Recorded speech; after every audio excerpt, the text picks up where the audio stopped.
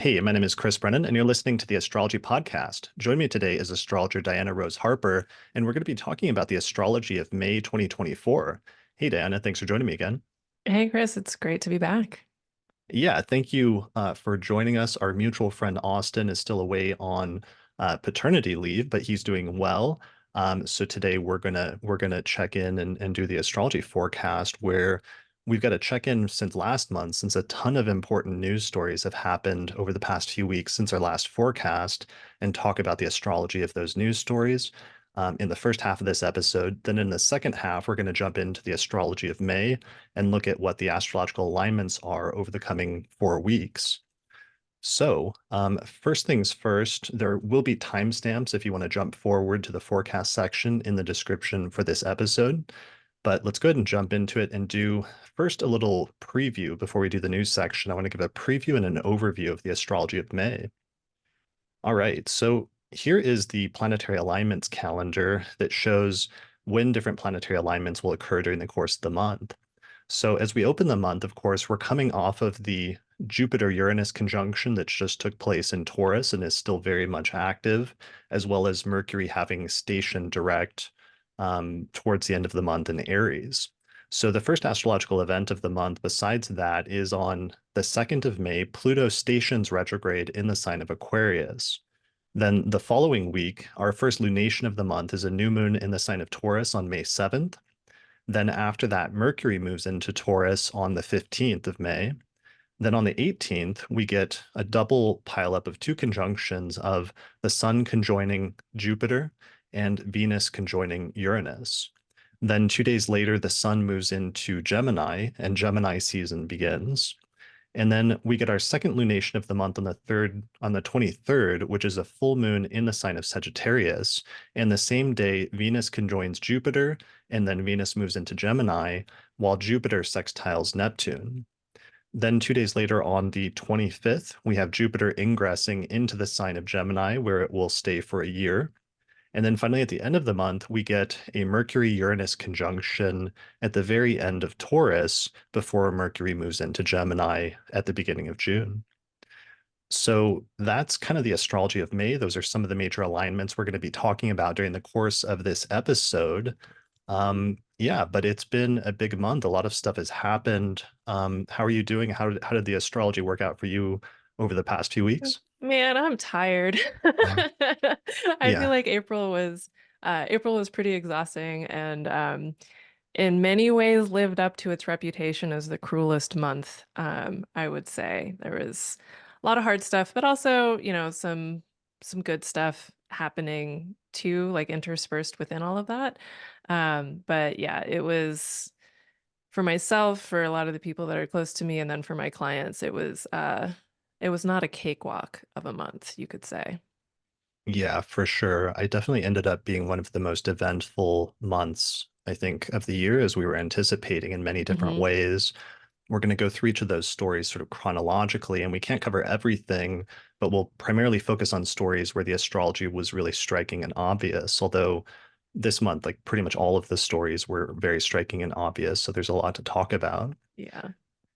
So, first things first, first piece of astrology that we've got to talk about and cover is the solar eclipse that happened in Aries on April 8th, where millions of people viewed the eclipse all across North America.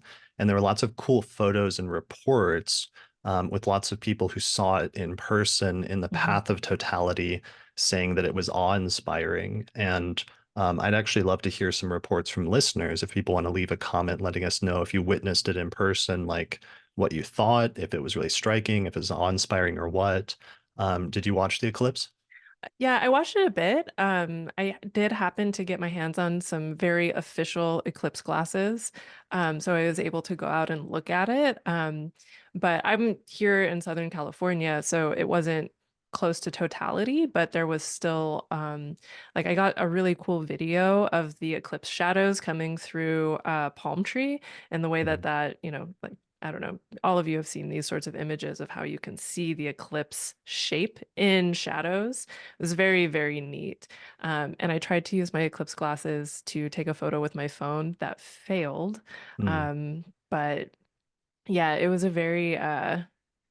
It was a day that I stayed very firmly at home, and I had actually anticipated going out and about a bit more. But the eclipse in my fourth house said, nah, you're parking it. So, yeah. Nice. That's good. Fourth house. You had some like fourth house stuff come up as well. Yeah, I did. My eclipse story included getting some pretty grief striking news about my family, like a member of my family.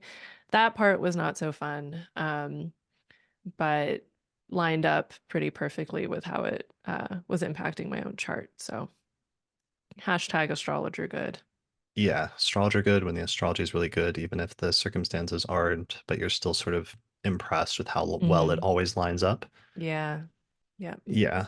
I had the eclipse fell in my like third house of neighbors, and I was not going to do anything major for it because I decided I was in Denver. I wasn't in the path of totality, so I was just gonna like go up to the roof and like glance at it, and then go back in real quick. I didn't even buy glasses or anything like that, so I wasn't gonna really enjoy it. But then I ran into a neighbor who had just been given a pair of like reliable glasses from another neighbor, and I ended up hanging out with him and being able to actually witness it and see the moon like crossing the path of the sun. Um, because this neighbor like gave me eclipse glasses, and it was ended up being a funny little like third house event Hmm. and set off a whole other series of events of other third house related neighbor things that have played out over the past month since the Mercury retrograde was also in that house in my chart. But I thought it was really funny that it was something as simple as that, as suddenly I was able to see the eclipse as a result of the neighbor, and it was in my third house of neighbors. Yeah, that's really funny. Yeah, Yeah. pretty good. And then of course it's like the eclipse is happening, but at the same time there's like the Mars-Saturn conjunction that was Hmm. going exact pretty much Literally right 2 days after that. later. Yeah. Yeah, so it was a little mixed in that, as well as the Mercury retrograde that was happening in Aries in the same sign of the eclipse. Mhm. So it's like there's some tough stuff happening as well and some annoying stuff. I know you had one incident, right? Yeah, and my incident was interesting because it was pinging the like the aftermath of these transits whenever particular planets were forming exact aspects to my own chart after these transits went exact. So um the largest like harrowing experience that I had this month was one of my glass shower doors shattered while I was holding it, and it shattered like I good astrologer that I am, I'm like literally standing in my bathroom, my feet are bleeding. I grab my phone and I screenshot the chart for the moment before I start cleaning up. Nice. Um, That's dedication. you know you're an astrologer when. Um, Right. but uh like right exactly at that moment, Mars was exactly square my Mercury and also exactly on the local midheaven. And at the same time, retrograde Mercury was exactly square my Venus. And Venus and Mars are my two primary time lords this year. Mm, Um, so combined with like mercurial influence, I'm holding something made out of glass, which has some like Venusian elements to it that shatters while I'm holding it in my bathroom, which like violence in the home, Aries fourth house situation. mhm. Um, and it's like the bathroom component comes in with a Pisces element, and my primary injuries were my feet, Pisces. Wow. So, yeah. Yeah, that's pretty good. And those perfections, hit really well in telling you what Hmm. transits are important. But also, that's cool that you noticed the that Mars was exactly on the midheaven at the time. Exactly. That's so important. Like I've become so interested in that phenomenon over the past Hmm. decade as I pay attention to electional astrology more and more, that sometimes when an event happens, you'll see a planet that's like right on one of the angles that Hmm. describes it. Yeah. Yeah. Right there. Yeah, Um, yeah, it was also a Cancer rising chart. And just thinking about action happening in the place that involves running water. Um, super, super fascinating. Yeah. super cool. Yeah. Nice. Um, And I'm no longer like, it could have been a much worse circumstance than it was. Um, just just a few scars on my feet. That's it. Yeah, good. Yeah. Well, I'm glad you saw feet and it wasn't worse. Yeah. Sometimes the astrology does stuff like that. That's just like annoying, but then and Hmm. memorable, but then you move on. Yep. Um, my thing, I had Mercury was retrograde, but also Mars was conjunct in my second house of finances, the Mars-Saturn conjunction. And I was going through some boxes and like the old boxes in the middle of the month, and I found this box from 2013 that had a piece of paper, and it had codes for a Bitcoin wallet from like 2013. And I got really excited for a minute because I was like, wow, like I remembered setting up a Bitcoin wallet because I was like one of the first astrologers who was like into tech and that was interested in that, and I was going to accept payment through Bitcoin. But after like a day of setting it up and trying to see what it had in it, it turned out that it was empty and I'd never put any money in the wallet because like no clients were paying for astrology consultations in Bitcoin in Hmm. 2013. But if they had, one Bitcoin is worth $64,000 right now. So it's a really funny experience where I was like this close from being like a Bitcoin millionaire. But with the Mercury retrograde, you get the like backwards finding Hmm. something from the past. But the Mars Saturn conjunction was just like, nope, like you Nope. you missed the boat. Yeah. Dang. Yeah. Dang. So that was my experience of one of those transits. All right. So those are our personal like anecdotes. Yeah, thank you. Commiseration in the live chat. I appreciate it. Um, so yeah, let's move on to major news stories. So there's a lot of Hmm. big stuff that happened. One of the major stories that started happening, like right in the middle of eclipse season, was between Israel and Iran. Hmm. So we were expecting major developments with Israel because of the eclipses that occurred back in October. We were expecting something to come up in terms of that. And then what happened is that eclipse season started on March 25th with the Libra eclipse and continued a couple weeks later with the April 8th solar eclipse. So right in the middle of that, once eclipse season was open and at its most intense, on April 1st, Israel killed several Iranian military officers at an embassy in Syria. And this was viewed as a serious escalation in a longstanding shadow or proxy war between the two countries, and was viewed as more provocative due to it happening on an embassy, which is usually off limits. Hmm. So Iran responded on April 13th by launching 300 missiles and drones at Israel. And the attack was highly telegraphed with lots of advanced warnings, so that 99% of the missiles were shot down. Um, so as a result of that, it was viewed largely as political theater or as a warning, but it seemed intended to make a point without starting a full-fledged war, and still ended up being symbolically significant because it marked the first time that Iran had directly attacked Israel, using like missiles from their own like country directly. So Hmm. previously it had just been through proxies. So that was one of the major stories that was happening at the time. And initially, as I was watching this happen, because it was one of the primary pieces of like international drama that was really visible happening for like the entire first half of the month or most of April. And initially, it seemed like a disconnect to me in terms of events that we were expecting with Palestine. However, as I was thinking about it and watching it more and reading the news, I realized that to the extent that Iran has backed Hamas and Hezbollah and the Houthis in the past, there was already kind of an ongoing proxy or shadow war between Iran and Israel. And this was just the first time it became an open and direct conflict. Hmm. So that kind of matched the symbolism of the eclipse. Hmm. And as I looked into it more, I found out that the supreme leader of Iran was actually born the day of a solar eclipse in Aries, which is just stunning because we already know that the leader of Israel was born the day of a solar eclipse in Libra. So both of their charts have been activated by this series of eclipses that keeps bouncing back and forth between Libra and Aries over the past year. Hmm.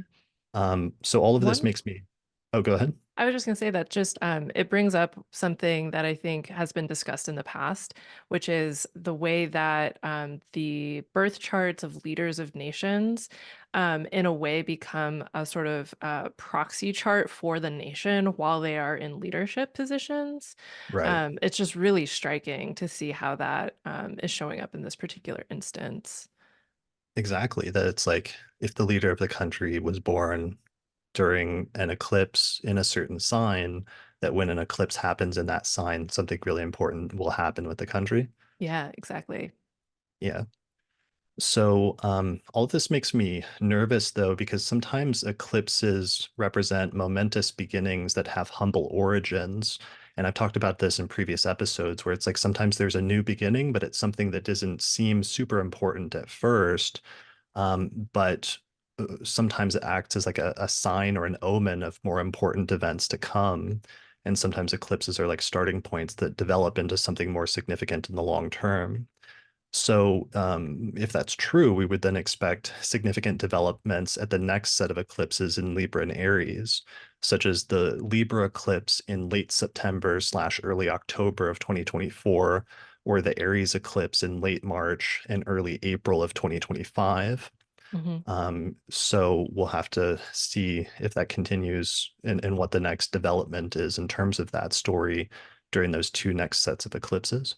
Yep, it's a multi-part series with pretty loud eclipse underlining or emboldening isn't quite the word that I want to use.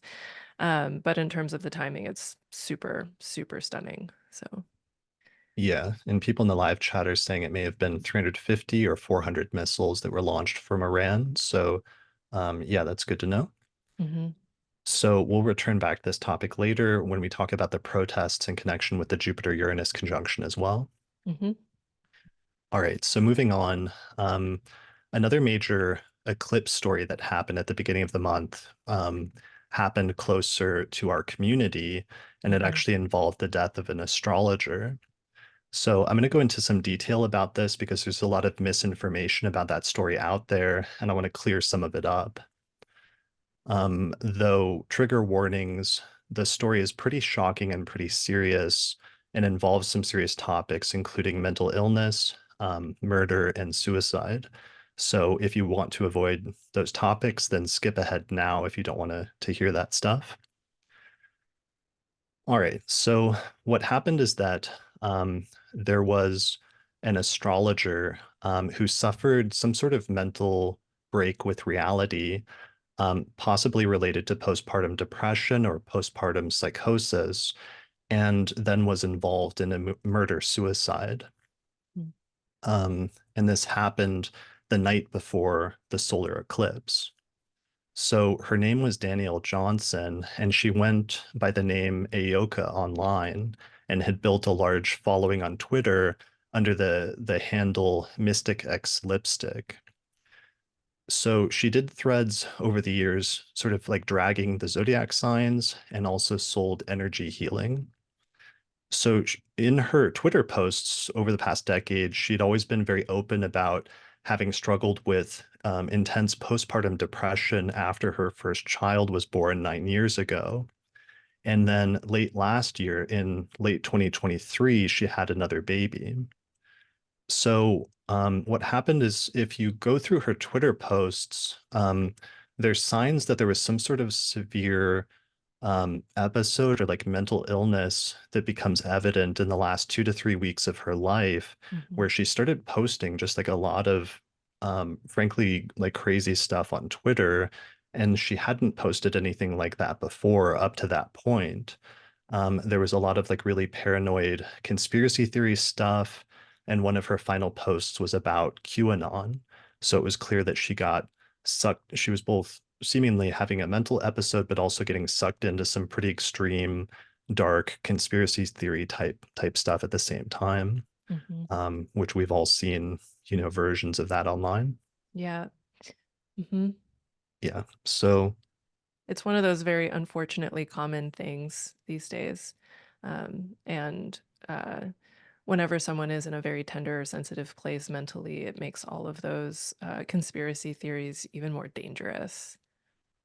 right, exactly. Hmm Um, so, in those posts, it's clear that she was suffering from some sort of mental health episode, and her mother later confirmed that she was dealing with mental health issues. So, what ended up happening is that late on the night of April 7th, she got into an altercation, some sort of altercation with her partner, and she ended up stabbing him in the heart and murdering him. So her two children were present in their apartment, And she then ended up taking her two children and throwing them in her car, which was a 9-year-old and an 8-month-old. And then she tried to get out of the building complex and somehow ended up crashing through a security gate in order to get out of there, and then sped down the highway, evidently intending to commit suicide. And at some point while driving down the highway, she either ordered or pushed her two daughters out of the car. There's conflicting reports about which it was. And somehow in the process of this, the baby fell out of the car and was killed on the highway, while the 9-year-old survived with some injuries. Hmm. So Danielle then floored her car, hitting more than 100 miles an hour, and then crashed the car into a tree, killing herself. So this whole like story happened, and at first, because it was spread out, the reporters or police didn't know that the incidents were connected, but then eventually they were connected together, and it was pieced together. It started to be pieced together what happened. So what happened after that is the LA Times picked up on the story, and a reporter from the LA Times wrote an article on April 10th titled "Mom Who Pushed Kids from Moving Car Was Astrology Influencer Disturbed by Eclipse," because the reporter saw that she was an astrologer and she had made some references to the eclipse on her Twitter account Hmm. amidst some of the different conspiracy theories. And so the reporter then seems to have sensationalized the story and started claiming that she had done it because she was quote unquote disturbed by the eclipse, or because somehow linking it to statements that she thought the apocalypse was about to happen or something like that. And the reporter tried very hard to link the murders to her belief in astrology, Hmm. while also ignoring other factors, such as that she clearly, from her Twitter post, had developed some sort of sudden mental illness in the 2 weeks before she died, and also that she had a history of postpartum depression. Hmm. So there's very little reason to believe that she did this due to the eclipse. And while some of her last posts mentioned the eclipse, it was tied up in a series of paranoid rants about a bunch of stuff. And it's clear when you look at her account that she had some sort of mental breakdown. Hmm. So trying to blame it on the astrology is misleading. Hmm. Like super irresponsible reporting that also doesn't facilitate any amount of like compassionate understanding of what was transpiring within Danielle and also within her household prior to this particular event. It's like super harrowing. Yeah. And Yeah. well, and also it was like, so clearly you used the phrase at one point that some of the phrases used in the original article seemed like sort of like satanic panic type Hmm. things. Because at one point, like it talks about how her place was strewn about with tarot cards and a black feather or something like that. And it's like Hmm. obviously it's trying to paint this like this specific picture, even though what happened had this like strong grounding in this like sudden mental illness. Hmm. Yeah, it felt very like salacious and sensationalist and um unkind rather than truly investigative in terms of what was actually happening here. It like almost feels um like capitalizing on an angle that will get clicks versus having any kind of comprehensive understanding of what is happening with someone who has mental health history, like deep issues with their mental health history, um, that it wouldn't like it's not hard to see that that could also be happening now. Right. So it's like, despite this, and despite it was misleading, the article went viral and Mhm. was picked up by many other news outlets over the next couple of days, who then repeated the claim from the LA Times article, claiming that the murders were somehow due to the eclipse, Mhm. or claiming that she thought that the apocalypse was about to happen. But in her posts, I actually went back through her Twitter posts, and everyone can still do this. At one point in a Twitter post on like March 28th, I think it says, she says that apocalypse means unveiling. And she said, quote, "Apocalypse means an unveiling of things not previously known." Um, so that means that it was like what happened is she was kind of like mentally disturbed and got sucked into conspiracy theories where she thought she had become enlightened.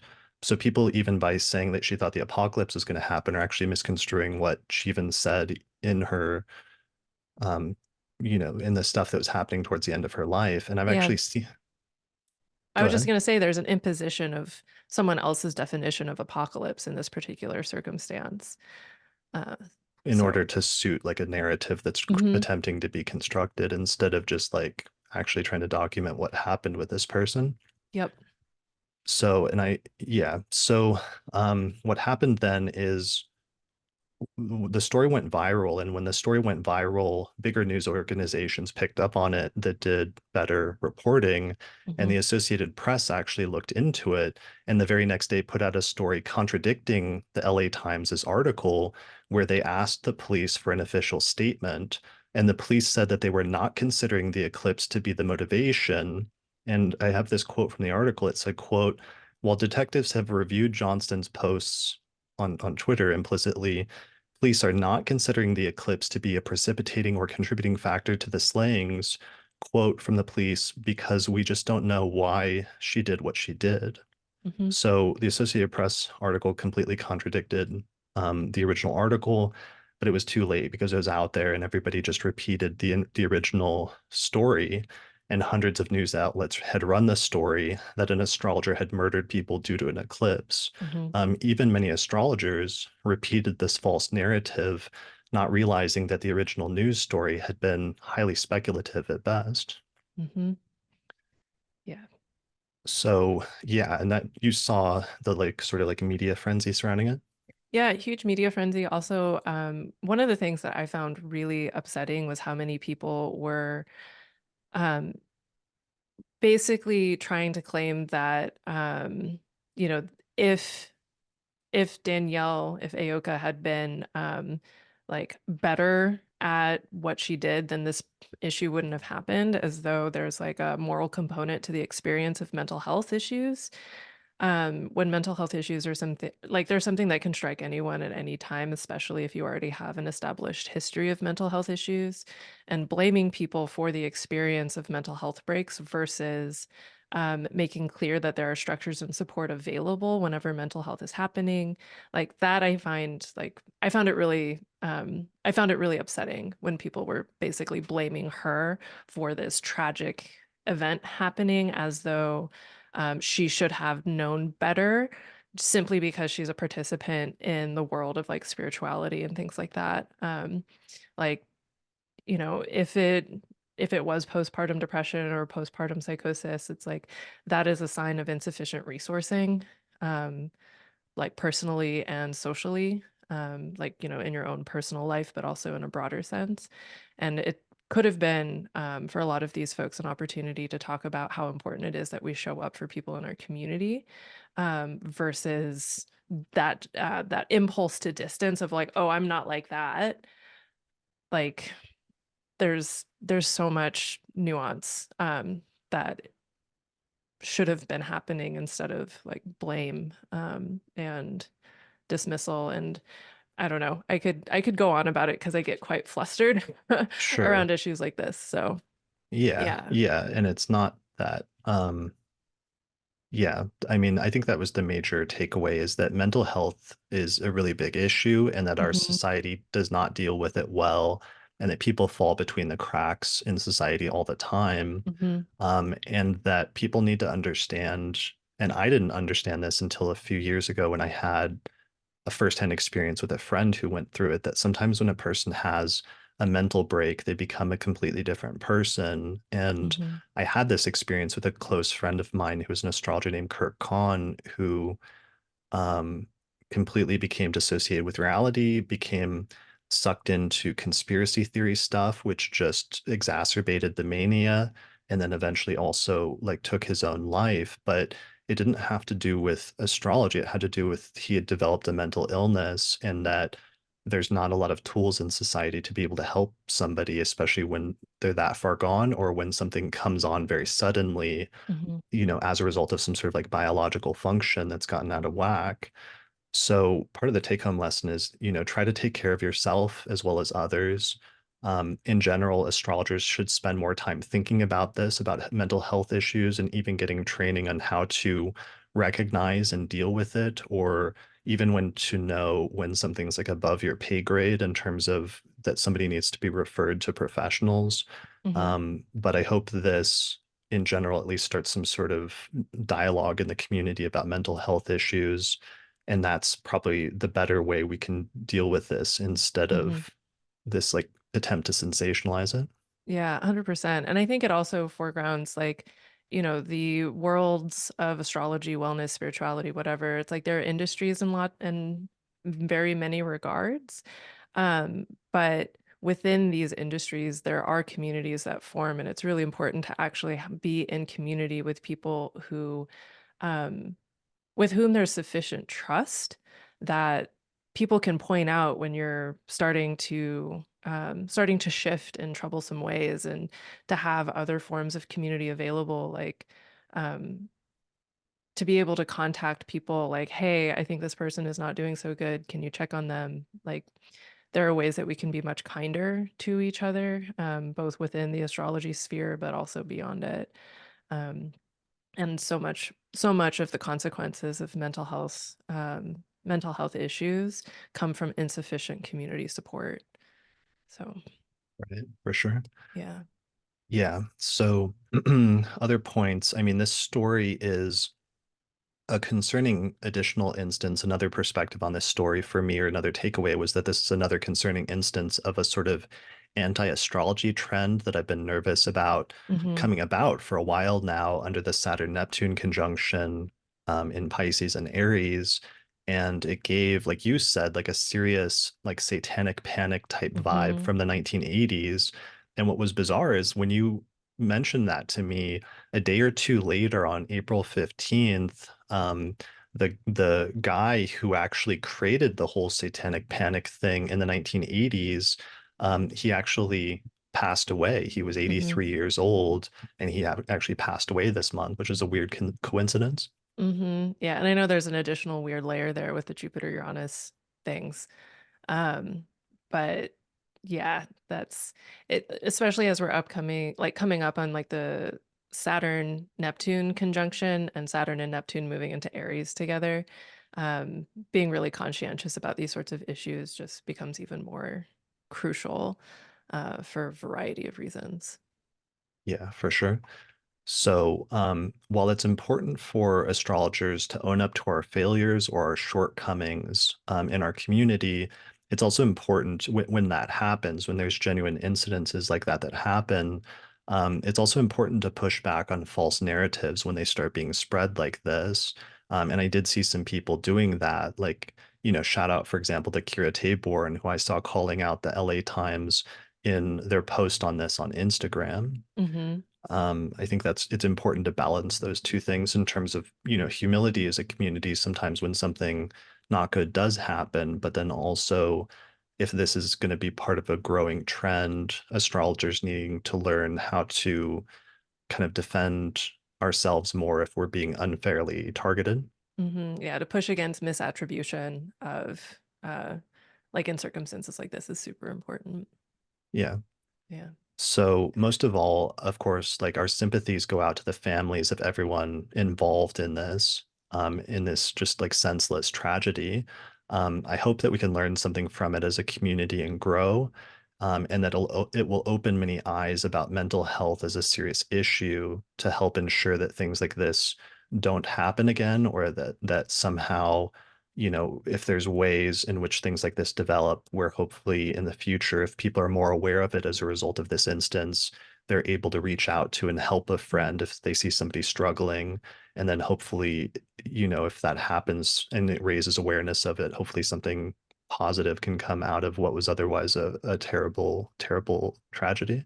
Yeah. Learn better, learn to do better as much as we can. Yeah, for sure. All right. So those are the two primary things I wanted to mention for the eclipse. Moving on to other news and what is somehow ironically brighter news, let's talk about the Mars-Saturn conjunction. Hmm. So the Mars-Saturn conjunction went exact on April 10th in the sign of Pisces.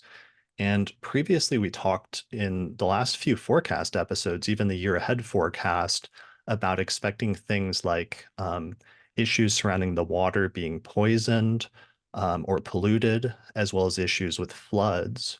And I may splice in a clip here in editing of some of the clips to show you what we talked about in previous episodes with respect to that. So I'll put that clip here right now. Yeah, and the Mars-Saturn cycle, which is a 2-year cycle, the Mars-Saturn conjunction, which marks the beginning and end of those, is sort of like a new moon for double malefic things. And as Chris said, this will be water elements. So, we'll be looking for boat on boat violence. We'll be looking at for destructive waves, destructive storms and floods, etc. Yeah, the water being polluted or like being poisoned. So one of the things Austin and I have been discussing over the past 2 months with this conjunction is just this is the first time that we're not having a Mars-Saturn conjunction in Aquarius and in Mhm. that air sign in the past 4 years, but instead the conjunction's happening in Pisces in a water sign. And what that shift is from the metaphorical element of air, where we had literally like an airborne disease or like sickness that spread around the Mhm. world to having a Mars Saturn conjunction in water and Mm. what that looks like in terms of we've already seen since Saturn has been in Pisces over the past year issues with like difficulties with water, with like pollution, with Mhm. shipping and other things like that, but adding Mars on top of that, that you get this extra potentially difficult or destructive element on top of things.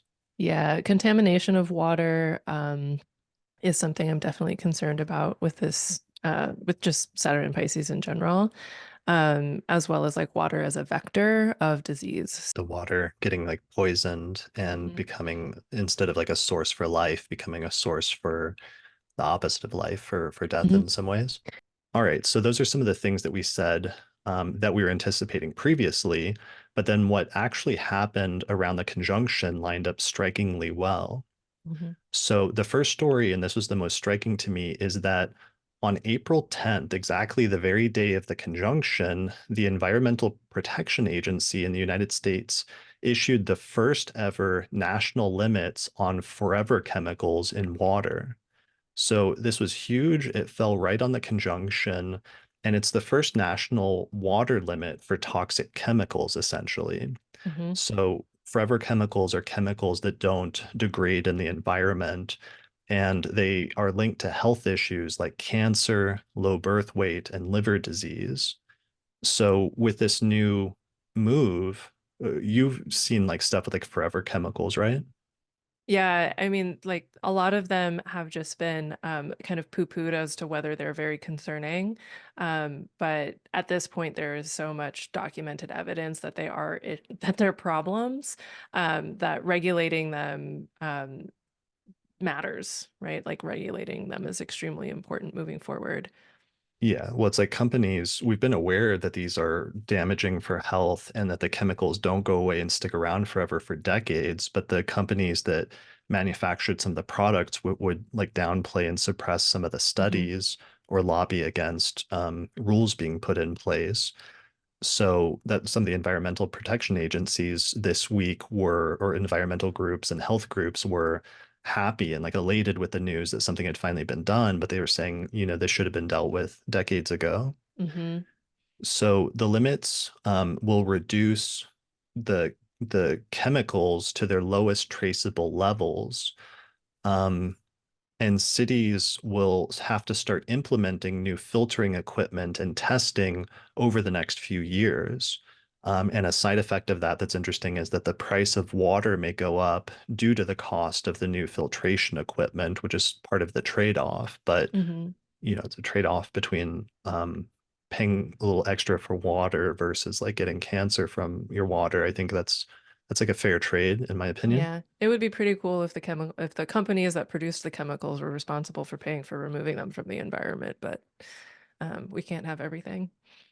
Yeah, yeah, we'll see what happens in the future with other lineups in Pisces, but Hmm.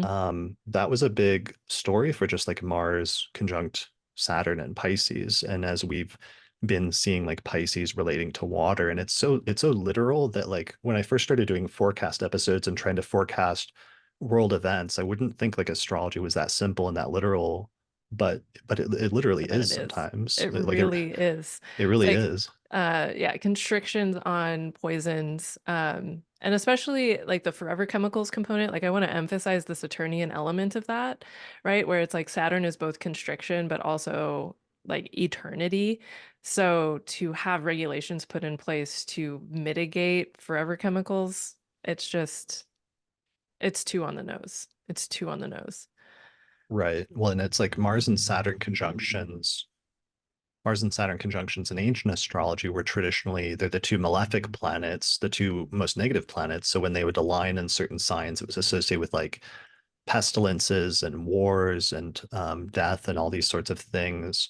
And Pisces is one of the three water signs. And as we've seen ever since Saturn went into Pisces last year, every time there's an important development with Saturn and Pisces, there's just like something happens related Hmm. to water. Yep.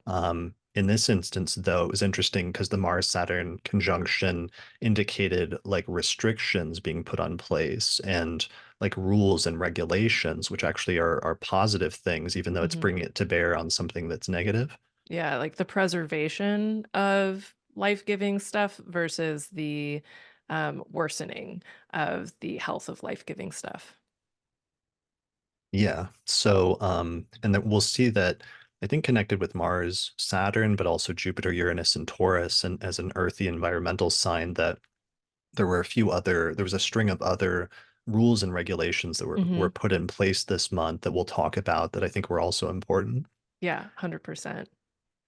All right. So, in other news, there was one other water story I caught. I opened up the Washington Post on April 17th, and there was this headline that said, Texas hack may be first disruption of U.S. water system by Russia. And the story was about a town in Texas that had their water control systems hacked by online hackers in January. And the hackers posted a video after that they had gotten into those systems, but what happened is that on April 17th, a major cybersecurity firm reported that the source of the hack was a major Russian group that had was behind it or had conducted it or carried it out, and that there were other towns that may have been targeted as well. So it's interesting to me because it's like the news came to light fully now at the Mars Saturn conjunction, and also that it raised the alarm that this may be a larger issue or vulnerability in terms of the Mm. nation's like water supply, and that that's a potential target for foreign entities. Hmm. I think it's also interesting that this is coming after eclipse season, since eclipses often come with concealment or revealment of Mm, things that were previously the other direction. Um, So that layering of signification, like post-eclipse season plus Mars Saturn equals revelations around the identities of people implicated in messing around with water systems. for sure. And Yeah. also that theme again of sometimes an eclipse indicates a small beginning of Hmm. something that looks minor at the time, but then later turns out Hmm. in the future like snowballs into a bigger thing. Yeah. So it's like if that other ever becomes a bigger thing, we'll look back to this point and realize this was an early like warning sign. Yeah. Hmm.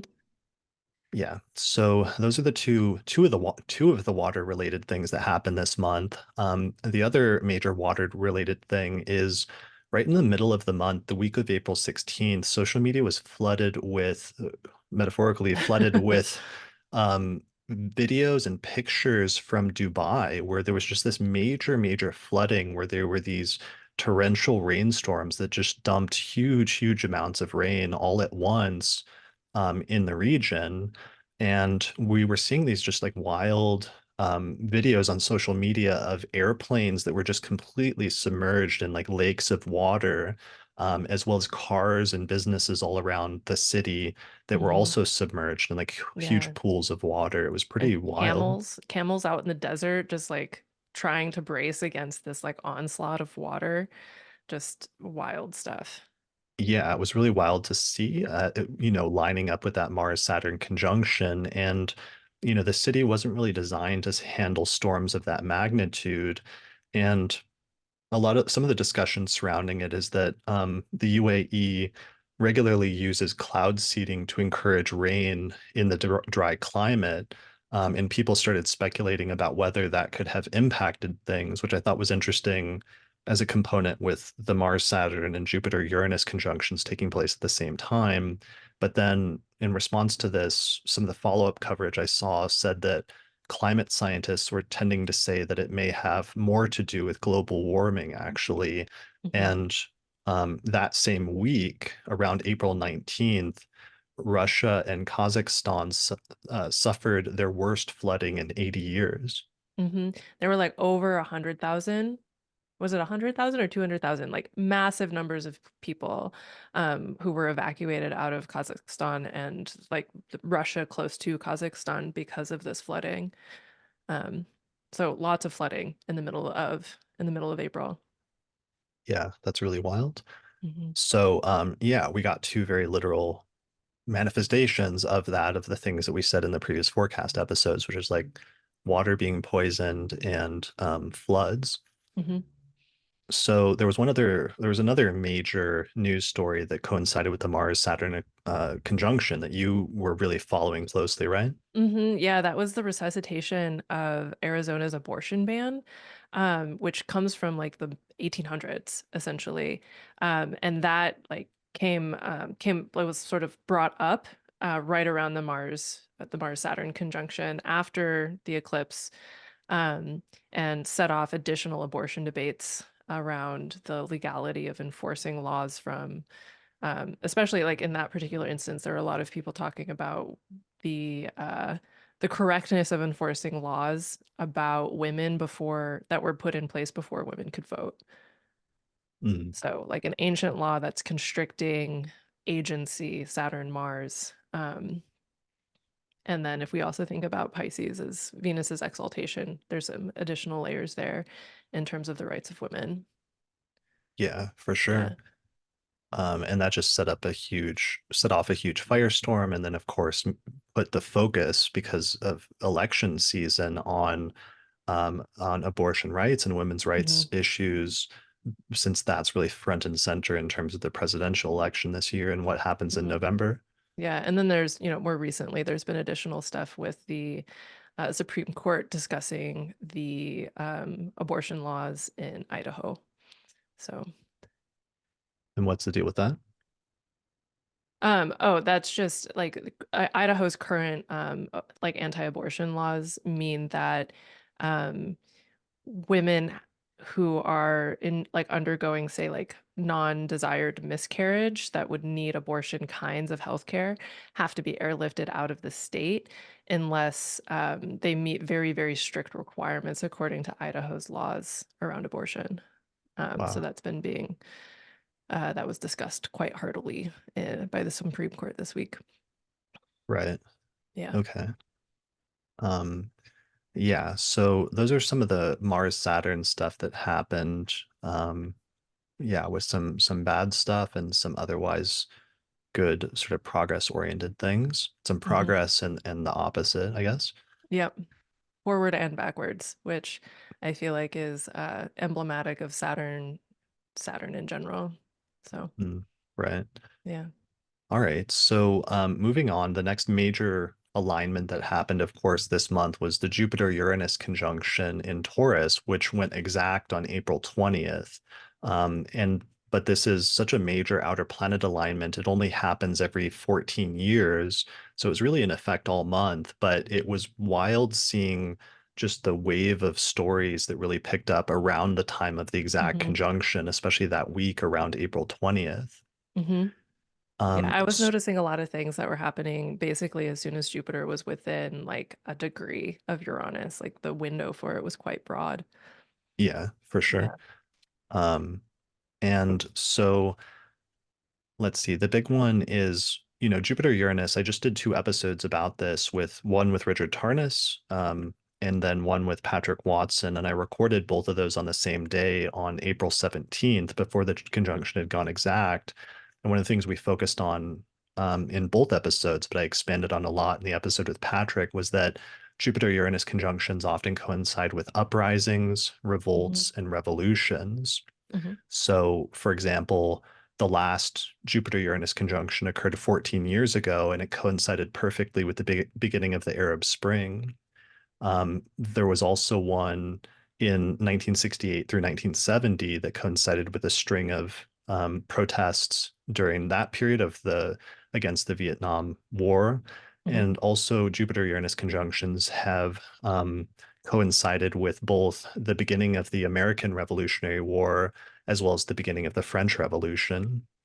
So it's like that gives you some idea of the nature of that conjunction going into it. Hmm. And then, of course, what ended up happening pretty much like right on the conjunction was the university protests, which started at Columbia University around April 17th. Or Hmm. actually, it started exactly on April 17th, where there were coalitions of student groups who are calling for a ceasefire in Gaza. And they're also asking universities or demanding universities to divest from weapons manufacturers that are selling arms to Israel. So they started setting up encampments and also defying pressure to disperse. Hmm. The protests started at Columbia on April 17th, but then they spread to many other campuses around the country. I believe there's like at least 70 campuses now. I might be wrong about that number, but I saw a number yesterday. I think it was like at least 61 universities. Thank you. There's somebody in the chat saying 61. Wow. But very many universities are, like very many students at very many universities are participating in this protest at this point. Right. Yeah, it's just huge. And it started at Columbia on the 17th, but then I noticed it started becoming reported really heavily in the news right around the time of the conjunction on the Hmm. 20th. I saved this one headline, which was from the Washington Post on April 22nd that said dozens of pro-Palestinian protesters arrested at Yale and New York University. Hmm. So, that's April 22nd, and that was just 2 days after the conjunction that it just exploded, both in terms of the protest, but also in terms of the media coverage of it. Hmm. So many people have been making comparisons to campus protests that happened in 1968, 69, and 70, where students were protesting the Vietnam War. And what's interesting from an astrological standpoint, of course, that all astrologers know immediately is that those were also years in which Jupiter and Uranus were conjunct by sign or even by degree. Hmm. Because it's kind of interesting because in the late 60s, Uranus was in late Virgo, moving into Libra. So that ended up extending the sign-based conjunction between Jupiter and Uranus, where they were conjunct for at least a year in Virgo by Hmm. sign. And then Uranus moved into Libra around the same time Jupiter moves into Libra. So then they get an extended sign-based conjunction for another year and a half in Libra.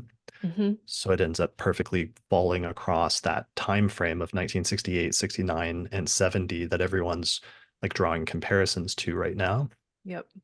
And it's interesting that it's including an Earth sign and a Venus ruled sign. So there's like additional elements of overlay significations wise with this conjunction happening in Taurus, which is a Venus ruled Earth sign. Totally. That's a really good point. And Hmm. also that one was interesting because if you go back and look at some of the events, like Tarnus documents it pretty extensively in Cosmos and Psyche. But one of the events in that Jupiter-Uranus conjunction in Libra that was always the most striking to me was in 1969, the Stonewall riots, Hmm. which became such a huge pivotal turning point in the gay rights movement, Hmm. started with a Jupiter-Uranus conjunction when Uranus had just moved into 0 degrees of Libra. Yeah, and it's one of the things that I think is really interesting about the protests that are happening on campuses now and the campus protests that were happening in 68, 69, 70 is the focus on we don't want to be at war. Which really brings in that Venusian element, I think, of we are fighting to not be fighting in this way, essentially. Right, as well as Yeah. like the rebelliousness of youth, and that when you Mm-hmm. try to clamp down and suppress something, it sometimes just makes it grow It makes even it bigger. more, especially during Jupiter-Uranus alignments. And that Mm-hmm. was something we saw a lot like 14 years ago with the Arab Spring. Yes. Yeah. So at this point, at least 900 people have been arrested on campuses across the US, including some professors, some of which were trying to shield students or protect students. And the crackdowns have been really severe in some instances, which is somewhat nervous because it's reminiscent of Kent State in 1970, where some students that were protesting were murdered. And that happened under a Jupiter-Uranus conjunction in Libra. Mm-hmm. So that makes me nervous. Some colleges have stopped doing in-person classes, and some have even canceled graduation ceremonies as a result Mm-hmm. of everything going on. In terms of the astrology, the last thing I noticed was that the Columbia encampment and their protest that started everything was first set up supposedly at dawn on April 17th.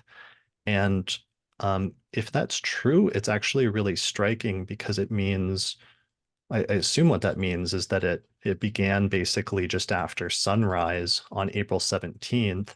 And if that's true, then this is roughly what the chart would look like set for 6:30 a.m. in New York, and it would Mm-hmm. have Taurus rising. And so basically in the first hour or two of them launching this protest, the Jupiter-Uranus conjunction actually would have been rising up over the eastern horizon at that time, Mm-hmm. just three Within a days, degree.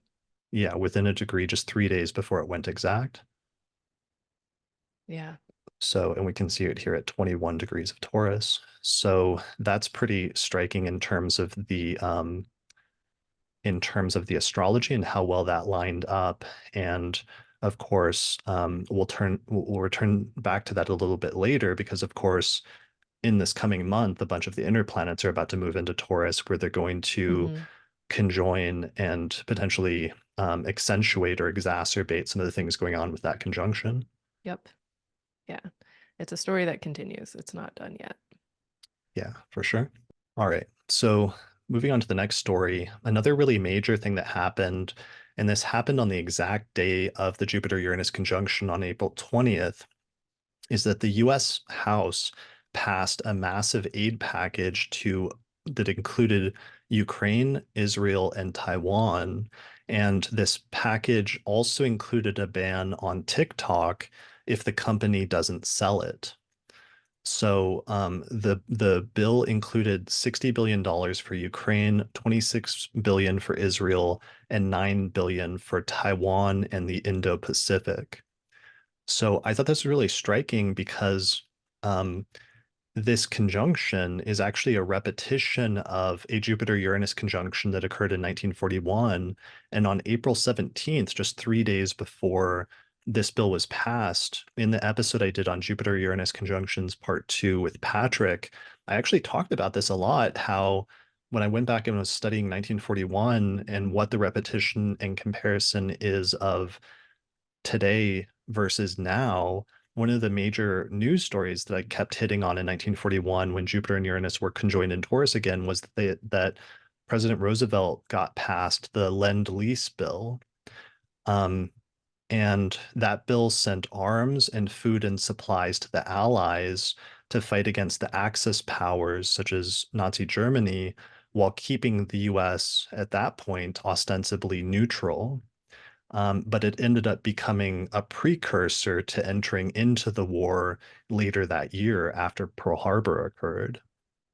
So the parallel with that is completely striking because I had focused on that just 3 days before it happened, and then Mm-hmm. they passed basically a similar bill sending a bunch of aid to especially Ukraine Mm-hmm. um, just 3 days later on the 20th. So this does make me nervous a little bit if the comparison is 1941, just because then the potential implication is that the US is preparing to enter some sort of war with Russia and or China. Mm-hmm. Yep. Yeah. Yeah. Plus the ongoing situation in the Middle East, which doesn't really ever seem to end. So Yeah. yeah. And then of course we're all astrologists have been talking for over a decade now, or maybe longer at this point, maybe a century now, about the impending Uranus um, transit into Gemini and how that's coincided with the Civil War and World War II previously, the two other times it happened in US history, as well as the American Revolutionary War.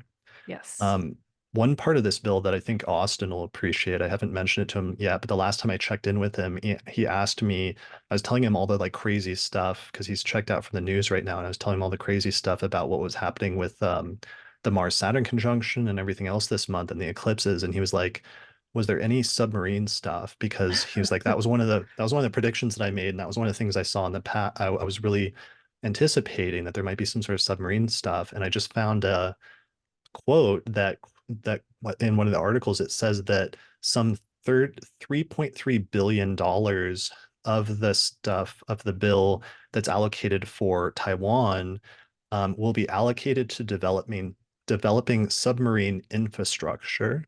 So somehow submarine warfare is like a major part of what that money allocation is for. So I think Austin will get a kick out of that in terms of the ongoing symbolism, because of course last year when Saturn moved into Pisces, the very first time it stationed, of course, the first major like news event that happened was that crazy media firestorm around the submarine that Yeah, had those people, the millionaire submarine.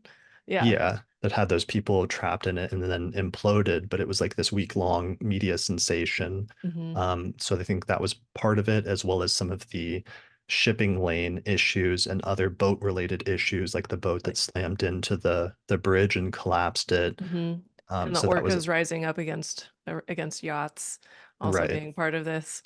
Yeah, so submarines was the last like check mark we were looking for, and I think we've started to see the submarine part. hmm Yeah, astrology is Yeah. very literal. You know, Yeah. example 300,067. hmm All right, Yeah. so I think that's good for that. But definitely check out the Jupiter-Uranus part 2 with Patrick for more on how this repetition connects with other events in 1941, and hmm you'll hear some other stuff that's striking for today as well. hmm All right, moving on to other stories. On April 18th, just 2 days before the Jupiter-Uranus conjunction, the company Meta, which is the parent company that owns Facebook and Instagram and WhatsApp, released a new artificial intelligence where it releases their new AI model called Llama 3. So this was striking because one, this is an open source AI model, but two, and more importantly, they immediately integrated this AI, which acts like a chat bot, into all of its properties, which includes Facebook, Instagram, and WhatsApp. And this is really important because this is essentially a free AI chat app that they just put in the hands of literally billions and billions of people who were given free access to this when it was rolled out all at the same time on April 18th. So I think that makes this the biggest single AI rollout ever. And it puts Facebook and Meta in direct competition with Google and with OpenAI, the makers of ChatGPT. Um, Yeah, and it's just huge. Like while some people, I was reflecting on it, and while some people may have like initially tried out ChatGPT, or maybe you've tried like the Google chatbot or something like that, and hmm then forgot about it, this is now like integrated into an app that billions of people use on a daily basis. And the symbolic like significance of that happening right on the Jupiter-Uranus conjunction is just kind of astounding. Yeah. I mean, it's one of these things where it brings up the how do I put this? Like, I think about the physical component of technology and how the more integrated the physical thing of technology is, the easier it is to then add the less physical things. So everybody has phones in their hands. And so many people, like so many people, use Instagram and Facebook and rely on WhatsApp as a primary messaging tool.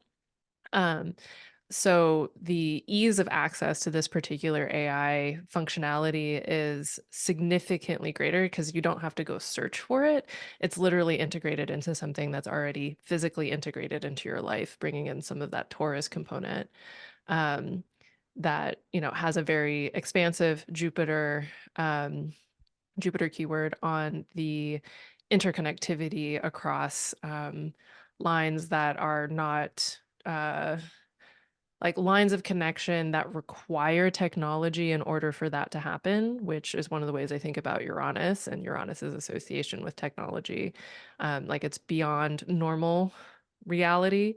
It requires this additional technological participation. So it just really is expanding that technical component. So, Yeah, for sure. And it's like in the two Jupiter-Uranus episodes with Tarnus, especially in Cosmos and Psyche, it just emphasizes how technological advancements start happening really rapidly. mhm, There's these like big quantum leaps that happen around the time of Jupiter-Uranus conjunctions. And this really seems to be a great example of one of those, of just, it mhm, was only a little over a year ago, like a year and a half ago, that the whole AI craze started when mhm, OpenAI released ChatGPT in like late November, early December of 2022. And here we are a year and a half later, a year into Jupiter and Uranus being co-present Taurus at the very tail end of it. And all of a sudden we get an AI integrated into billions of people's phones and computers, mhm. uh, just in the blink of an eye overnight. Yeah, it's astounding. It really changes the landscape quickly. Yeah, well, and one of the things is we can't even see the implications of the ways that this is going to affect so many different people's lives. We'll see it in retrospect, but we can't even fully imagine like right now how that might affect things or how that's going to change the Mhm, course of potentially like human history in different interesting, maybe either major or moderate or minor ways in the future. But mhm. we know that because it happened close to that conjunction, that this is an important turning point. Yep. Yeah. Yep. And you played with So that a little bit, right? play with it a little bit. I asked it some questions. It was pretty decent. It was like comparable to the other AIs.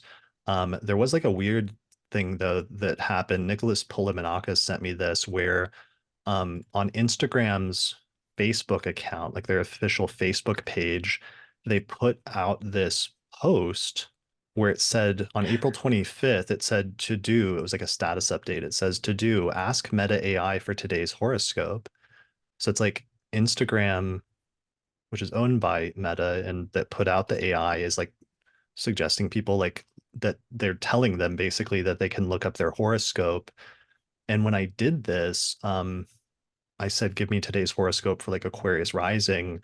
And it generated like a horoscope for Aquarius rising. And then at the source, at the bottom, it said source Bing search. So I clicked on it and it brought up a bunch of search results for like, what is Aquarius's horoscope for today? And I think I'm trying to understand fully what that means, but I think that means that it's aggregating. It went through all those pages that came up in the search results of different horoscopes that had been written for Aquarius for today, and it read those pages and then aggregated together and wrote a sort of synthesis of all of them in an AI, which, if that's true, is both, on the one hand, striking in terms of the technology and that it can do that, but then on the other hand, obviously is disturbing and brings up the issues of like copyright and plagiarism Mhm. and all those other things that have been so hotly discussed when it comes to AI over the past year. Yep. Yeah. Um, I'm also reminded of the various like I think what was it called, Nightshade or something, but like the various complicators that have been created to like kind of poison AI models. And whether there will be like, especially thinking about, it's like for now Mars and Saturn are still together, but I wonder if there might be a revelation at some point soon of something developed under Mars-Saturn, that's, like if we're thinking about poisons in the water, like poisons that people can use to try to detract or dissuade AI from crawling their own sites. Right. Like if you can either opt out or if you can find ways to like get it to not do that, Hmm. to like hack it or something like that. Yeah, to shield in some way, or otherwise like corrupt the programs in their processes. Yeah, that will That's a be TBD. interest. That'll be interesting to see for sure. Hmm. Um, all right, so moving on, just a few more. One major like news story, one other major one that I saw, because I was trying to pay attention to what other major news events happened around the time of the conjunction or Hmm. what major news events happened that didn't seem major, but could be Could this. become. Yeah, Mhm. like Tarnas has a whole chapter called Hidden Births.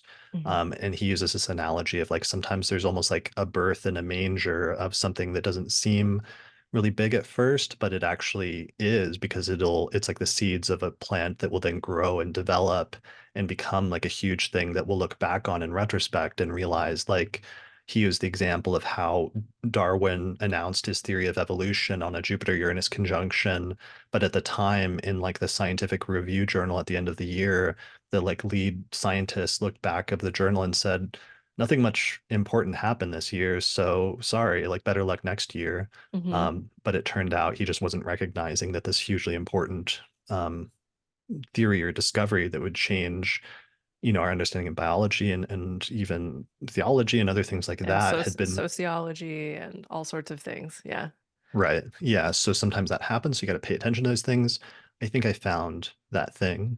Mm-hmm. So on April 19th, literally the day before the conjunction, and actually shout out to astrologer Deborah Goldsman, who brought this story to my attention.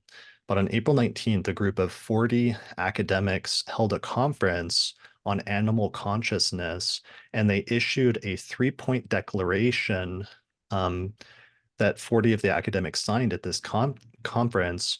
And in essence, the declaration, it's titled the New York Declaration on Animal Consciousness. And the declaration aims to shift our understanding of animal consciousness and promote greater ethical concern for the well-being of animals.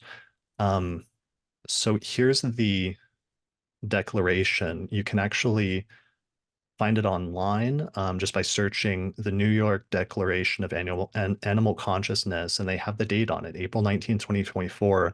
It's actually very short. It's just a 3-point declaration, but it reads, which animals have the capacity for conscious experience? Question mark. While much uncertainty remains, some points of wide agreement have emerged. First, there is strong scientific support for attributions of consciousness, of conscious experience to other mammals and to birds.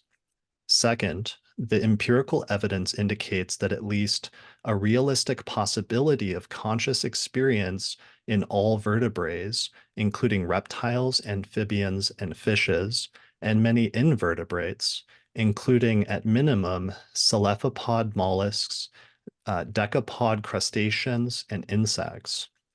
Third and final point, when there is a realistic possibility of conscious experience in an animal, it is irresponsible to ignore that possibility in decisions affecting that animal. We should consider welfare risks and use the evidence to inform our responses to these risks. And then it was signed by 39 or 40 people who were like professors of different universities and different researchers from universities around the world. Mm-hmm. So I think this is really significant. It happened. This is a Jupiter-Uranus conjunction, also happened in the sign of Taurus, which is an earth sign. And we had been looking for something that would fit the symbolism of like earth sign and the connection with the environment and with Mm-hmm. nature, but also potentially with animals. And I think this is it. Yeah, it's also really interesting because one, it brings up the question of the definition of consciousness. Like as I was doing some reading around this, it seems like consciousness, as it's often defined in spaces like this in science, it's basically the ability to self-reflect, to like have a certain level of interior subjective thoughts about experiences, versus like sentience would just be as simple as has senses and responds to sensory inputs. Consciousness is inclusive of interior thinking and evidence of interior thinking.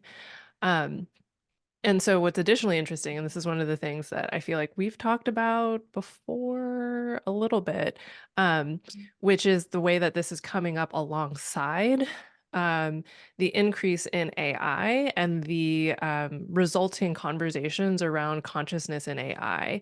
And in Yeah. both of these instances, the definition of consciousness is also a definition that creates the lines of who counts or what counts as being cared for from a moral and ethical perspective.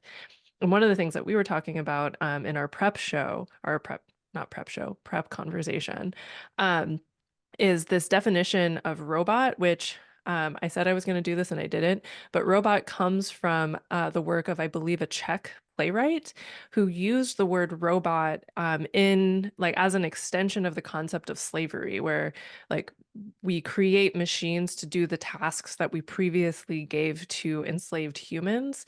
And so a robot is functionally a mechanical slave. And the more quote unquote intelligent a machine becomes, the more complicated the ethical and moral implications are of using that machine without the inclusion of consent processes. And the same thing is applicable for animal consciousness, like other than human animals. If thank you to this particular person in the chat. It's from Capek's play Rossum's Universal Robots, which came out in 1920. Thanks to Jane Pierce and Myri Masco in the chat. Yeah, you're so fast on that. Thank you. We have our own like AI like meta brain like working with us. Yeah, 100%. Thank you. I appreciate this contribution. So Maybe not AI. It's not artificial. It's just the I. It's just it's intelligence. just intelligence. It's more like Yeah. CI, like collective intelligence, than AI, artificial Exactly. intelligence. The hive mind. Hive mind. I love that. So Yeah. yeah, there's a real question around like ethics, morals, and consent whenever these questions of definition of consciousness arise. And all of this is presuming, like all of these kinds of questions around AI consciousness and other than human animal consciousness, it continuously centers human consciousness as the highest form, that we are somehow in a position to ascertain and determine the consciousness of other beings. And thereby have to adjust our behavior in relationship with those other beings, which really complicates a materialist worldview. Yeah, I think that's such a brilliant point. I was actually really excited when you made that point that it's like this conversation now about animal consciousness is taking place, but it's like there's already been a conversation that's parallel about artificial intelligence and whether you can create an actual genuine consciousness in machines and what that'll look like, and then what the implications are, and then what society will be like, and different things like that. This is a perfect parallel with like the already existing natural world, and to go to your point, a tendency for humans to put their own type of consciousness and specific version of it at the top of like a pyramid, and then to rank everything else like below that in some sort of like descending, often like subjugated order of like animal, machine, whatever. But with both of these developments, it's almost like pointing in a direction of expanding the definition of what consciousness is and what constitutes consciousness. And I think if that really starts happening in a large scale way, that's going to force a lot of like things to have to be redefined in pretty significant ways. Yeah, including the definition of what contributes to humans being human versus any other kind of animal. Consciousness and definitions of consciousness have been really important to protecting humans, like the concept of humans as separate from and more special than other animals on this planet for a long time. And that's even a contributing factor in various forms and applications of racism and sexism is, you know, when it comes to sexism, it's like women's consciousness being influenced by the fact that they have uteruses, and so they get hysterical, and so we can't trust them to make certain kinds of choices, like that being, you know, a very overt sexist position. Same thing with the misapplication of Darwin's evolutionary theory to like races of humans as a way to deconsciousify like Black and brown people around the world for a long time in order to render them more animal-like than human-like, and therefore more okay to oppress and subjugate and exploit for labor. So there's also something interesting here that I think has strong potential of happening at a higher level and in a broader conversation, which is if consciousness exists in these beings that humans consistently, or at least scientific materialist humans in the quote unquote West, consistently say as below humans, at what point do we have broader conversations around consciousness that is quote unquote above humans, but that we haven't perceived as such, whether we're talking in terms of God and spirit, but also potentially thinking about like ecosystem consciousness. Like what is the consciousness of an ecological system and how much different that is than our current conception of consciousness landing in individual beings. I hadn't thought of this, but now that you mentioned that, that's one of the like little almost throwaway lines that Tarnas has in Cosmos and Psyche, which is he says Mm, that the Gaia hypothesis was introduced at a Jupiter-Uranus conjunction at some mm, point in the 20th century. mm-hmm. Yeah. Yeah. So, that, wow, that's really cool. I forgot about that particular tie-in from Tarnas. Um, And that's the idea that yeah. like the Earth itself is like a living entity of some sort. Mm-hmm. Yeah. It's like if we're functionally bacteria on planet Earth in the same way that we have bacteria inside of our bodies, that kind of thing. Right.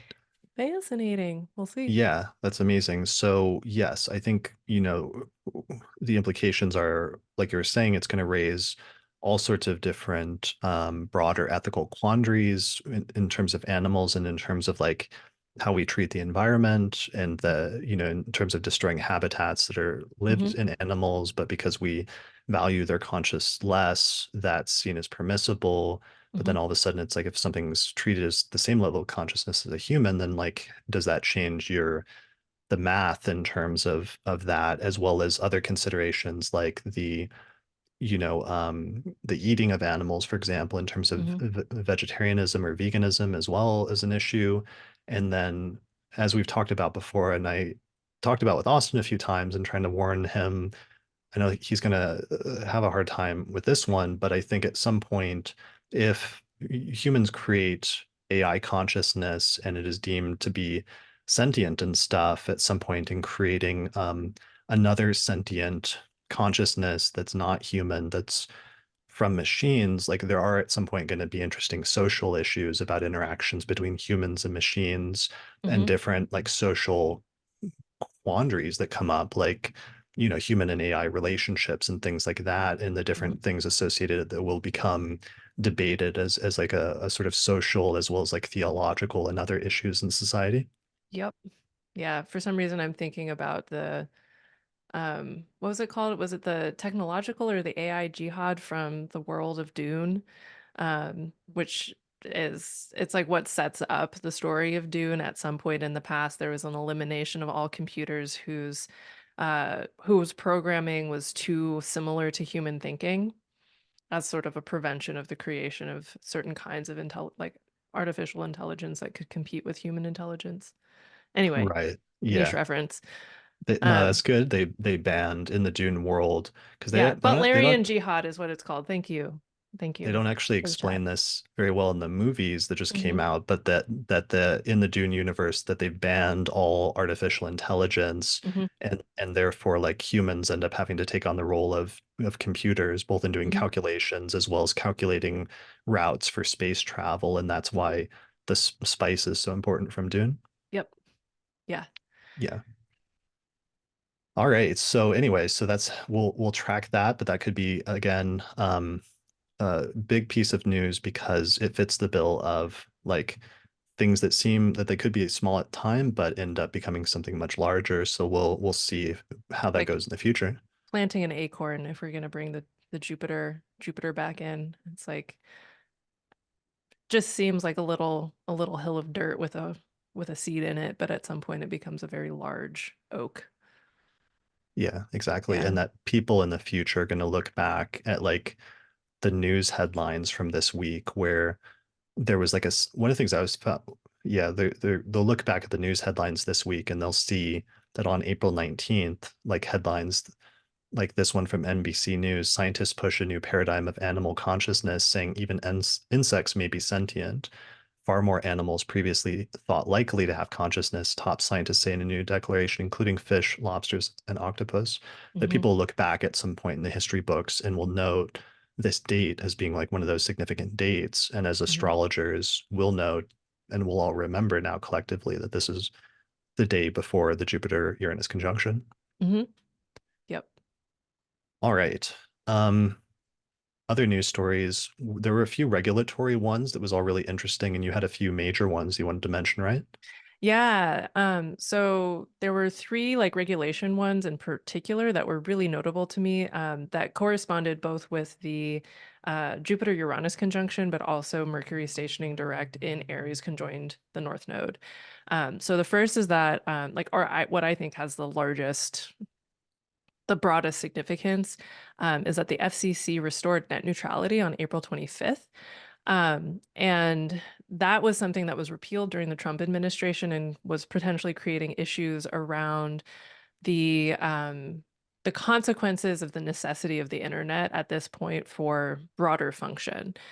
So with the restoration of net neutrality, ideally that should improve people's access to internet and the fairness of pricing around the internet and things like that.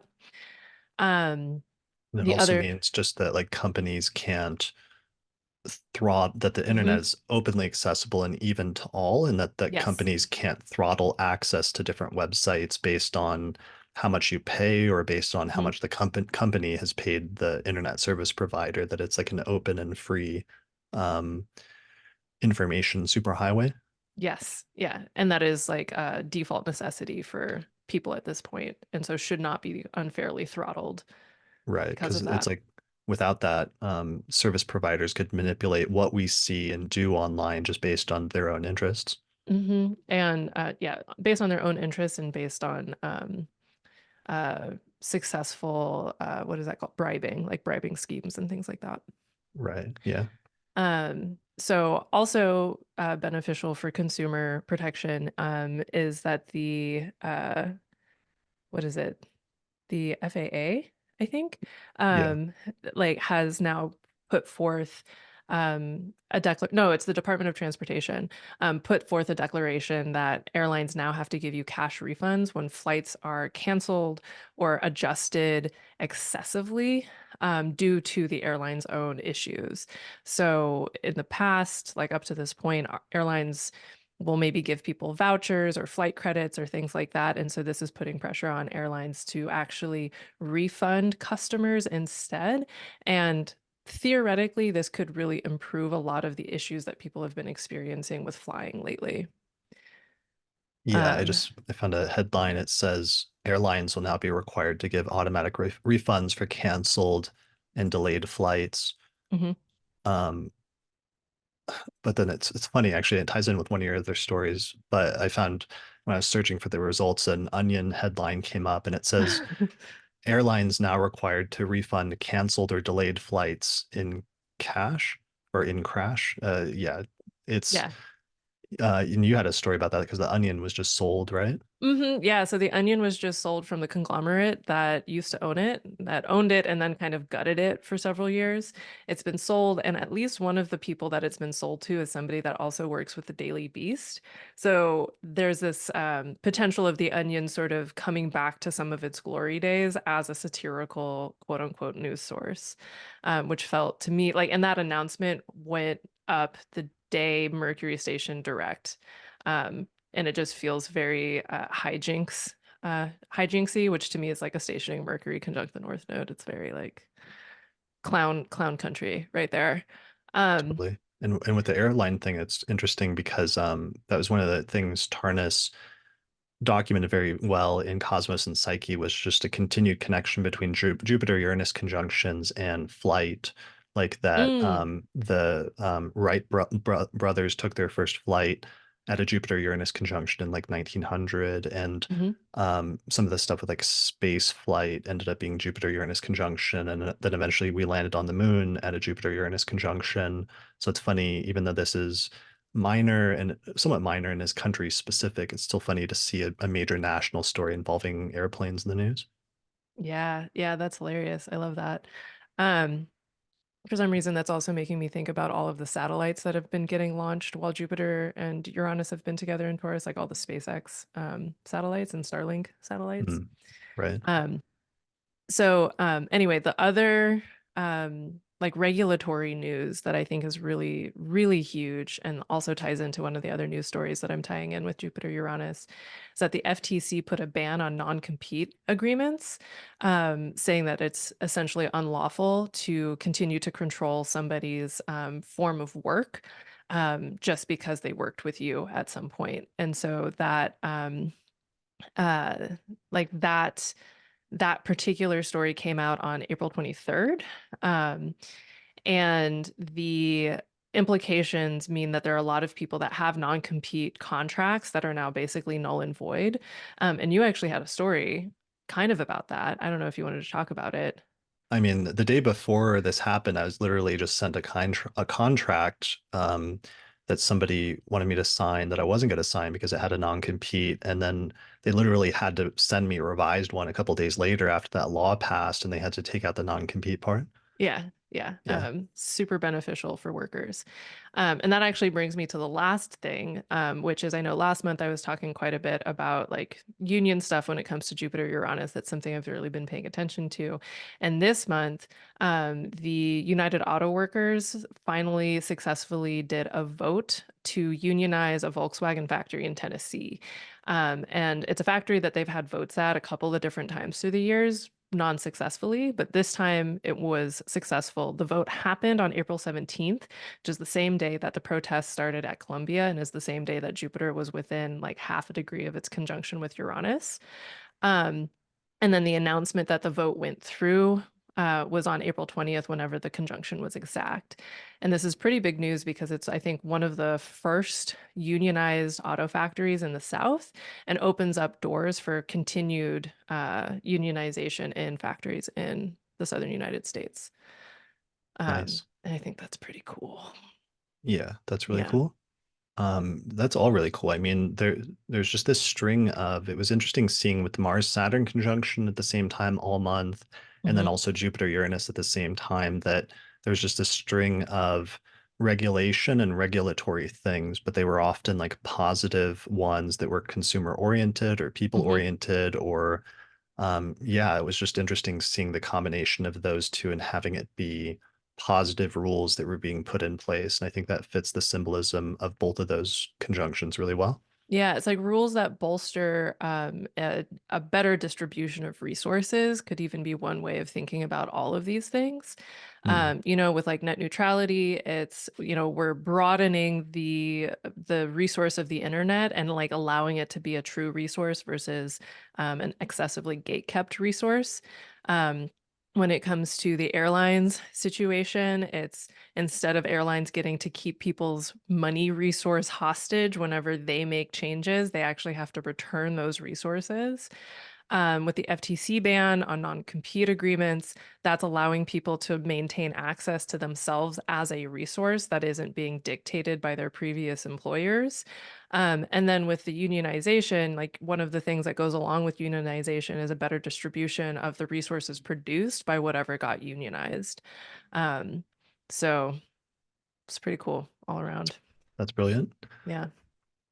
Cool. Well, so those are the Jupiter-Uranus stories that we found, as well as the other news stories, but I'm sure there's others, like some of those ones that I caught, like the animal consciousness one, it wouldn't have come across my desk or been on my radar if it wasn't sent in by a listener. So I'm sure there's other stories out there that were important, but are maybe a little understated or that I haven't found yet, or maybe not a lot of people have heard about. So if you have an interesting story that you think matches, especially the Jupiter-Uranus conjunction, since that has longer term implications, let me know by posting a comment, especially below this video on YouTube in the YouTube section comments.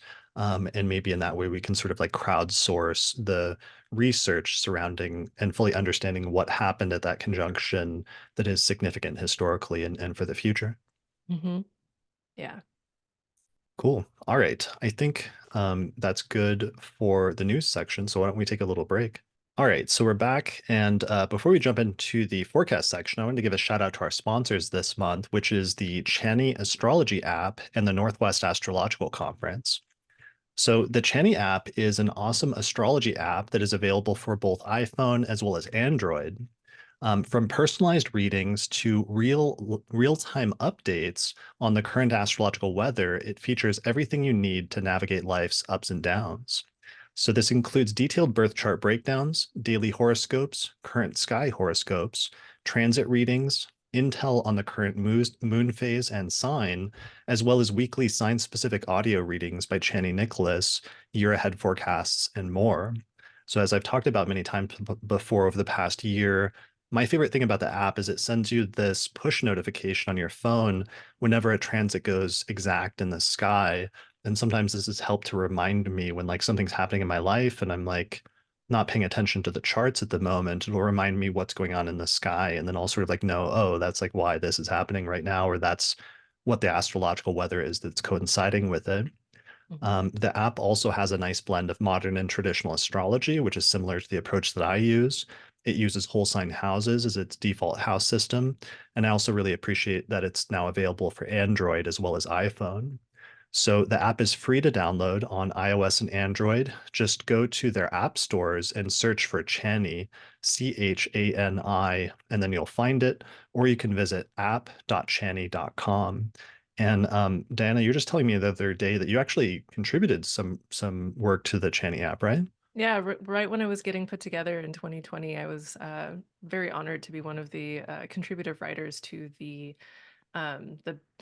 like planetary delineations for your individual chart. Like I was one of the people that contributed, and that was it was a super fun project. Very hard. Um, Writing that level of um, writing that kind of astrology is very challenging, but also really rewarding. And it's been great. Like the Chani app is the one that I most strongly recommend to astrologers at any level, but especially new astrologers, like new to being astrology enthusiasts who want really solid guidance in the process, and really want to get into the nuts and bolts of their own charts. It's pretty Yeah, great.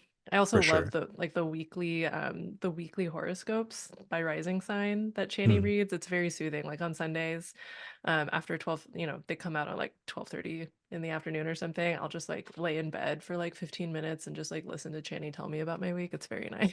Yeah, totally. Shani's voice, and she has that great like microphone, and she has like a Mhm. sound box, so it's just like you're Yeah. getting your own private, almost like ASMR reading from Shani. Yeah. Yeah. It's great. Yeah, Love it. for sure. All right. Well, shout out to and thanks to the Chani app. Again, find more information by searching Chani in the App Store, and you can get free access to the app. All right. So our other sponsor for this month is the Northwest Astrological Conference, which is taking place this month, May 23rd through the 27th, 2024.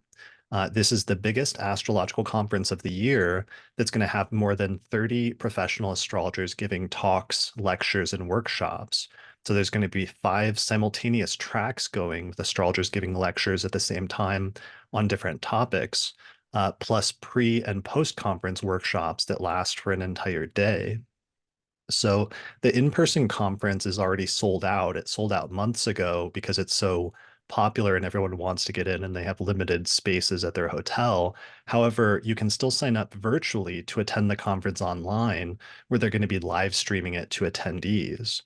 So all of the lectures are being streamed live online, and they're actually adding a lot of extra perks this year and different things for the online attendees to add more interactivity for people that are attending virtually.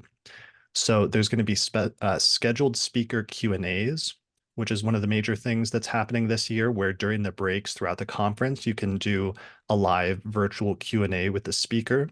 They're also going to have room monitors who are going to pass along questions from the virtual audience to the speakers during the course of the actual talks that are happening there in Seattle in person.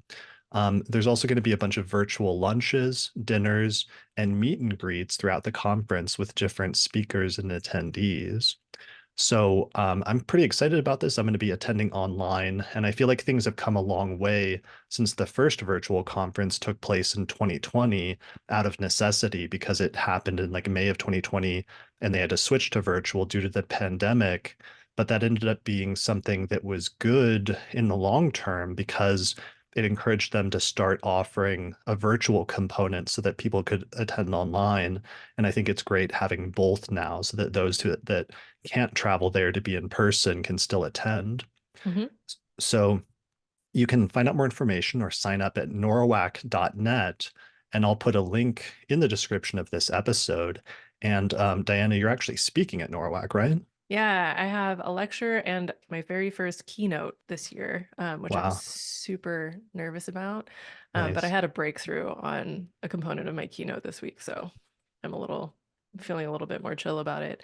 But You yeah, found like the right angle or the right phrase. yeah, oh yeah, just like a particular framework. Like the Saturn is Saturning. Whenever I have the right structure in place, it's a lot easier to build something. So Totally. yeah. But I will be doing a talk called Infinite Resourcing, Seeing from the Second House. That's going to be about the second house. And then my keynote is called Astrological Practices Love Practice. So really stoked about. I'm getting stoked. I will probably get nauseous again, but for right now, I'm really stoked. Nice. Yeah, Yeah. I think you're going to have a good time, especially once you give your talk. You'll be able to then relax and take it easy and enjoy everyone's company. Mhm. My Yeah. keynote is Sunday morning, so Okay. All we'll right. see how much time Well, I get to relax. I But mean, yeah. actually, what's going to happen is you're going to prepare and you're going to finish your preparation. You're going to be completely relaxed for the entire conference and enjoy it, Mm, and then give hmm. your keynote confidently on Sunday and then enjoy the rest of the conference. Yeah, something Yeah. like that. All Knock right. on wood. So it is. Well, a bunch of people that have been on the astrology podcast are actually giving talks at the Mhm. conference, including our pal Austin Kopic, who's scheduled to give 2 talks as well as a workshop at the conference as well. Yeah, I'm signed up So, for that workshop and it's gonna be great. yeah, it should be a really good workshop. Mhm. Cool. Well, people can find out, thanks to Norwac for sponsoring this episode. You can find out more information at norwac.net, and I'll put a link in the description below this video on YouTube or on the podcast website entry for this episode. Mhm. All right. So why don't we transition to talking about the astrological forecast for May at this point? Yeah, let's do it. Let's do it. All right. So first, let's set some context for May because some stuff happens like right at the very end of the month of April that is sort of like setting the context for as we head into things. So, of course, part of the context is that we're finally done with eclipse season, which is great. We're also going to be finally done with the Mars-Saturn conjunction because one of the things that happens is that Mars departs from Pisces and it moves into Aries, its home sign, the day before May begins, right? Yep, right at the end of April, we get Mars Mars changing signs. So for those watching the video version, here's the planetary alignments calendar for late April that shows that. At the same time, the Mercury retrograde has also just completed, where Mercury stationed direct on the 25th of April. So we're finally getting out of Mercury retrograde land by early May as well. Mhm. And then also Venus has just ingressed into her home sign of Taurus, where Venus is going to spend most of the month of May. Mhm. So those are some of the shifts that sort of like set up the context of what's happening as we head into the month, and just that the Jupiter-Uranus conjunction is still very close, and all of that energy is still going to be very, very prominent, especially in the first 2/3 of the month, and while Jupiter is still transiting through Taurus.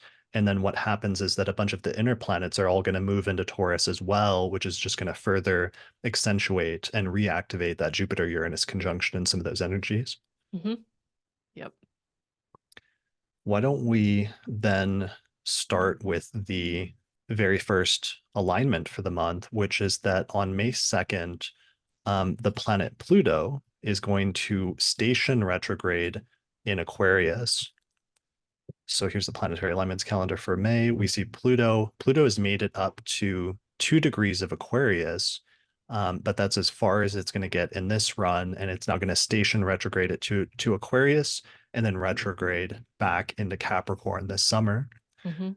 So this is important because retrograde stations, as we've seen many times in past forecast episodes, represent an intensification of the energy of that planet and whatever it means in that sign, it suddenly puts an exclamation mark next to it, so that whatever that transit is about becomes much more acute for a period of time around the station. Mm-hmm. Yeah, the image that I really like for planets that are stationing is if you've ever gotten like a deep tissue massage, the massage therapist has their elbow somewhere along, maybe some of your back muscles or something, and they're leaning into it and they really slow down. And as they slow down, it increases pressure at that particular point. That's a really great analogy. Hmm. Yeah. And so when it comes to Pluto, this is really interesting because it's happening with Venus, a Venus square, like Venus and Taurus will be square Pluto at the time that Pluto is stationing retrograde. Yeah. And Here, we also, I'll show the chart. amazing. And the moon is also passing through Aquarius right as Pluto is stationing. So that really um, adds a double layer of inner planets, enhancing the experience of the Pluto station. Mhm. Um, so especially anybody that has anything in the first like 5 degrees or so of fixed signs, um, this is something to pay attention to. Yeah, for sure. Anybody with planets in early Aquarius, especially, but also early Taurus, early Leo, or early Scorpio, Hmm. this is the furthest that Pluto has gotten into the fixed signs at this point, into Aquarius at 2 degrees. So it's really going to be activating some stuff that wasn't activated before, Hmm. especially towards the end of April and the beginning of May, not just on that exact date, but probably in a range radiating out about a week before and after. Hmm. Yep. But the fact that it gets activated by the moon at that time of the exact station and that Venus squares Pluto at that time is super important. And so with Pluto and Aquarius, we've seen some of the stuff involving technology, like a lot of the discussions surrounding artificial intelligence really ramped up once Pluto went into Aquarius. Hmm. And so we've seen a lot of developments in terms of that, and we would expect some new and significant turning points or developments in terms of those discussions, as well as just like advancements in technology and the pace of technology moving forward so rapidly, as being discussion points around this time. Hmm.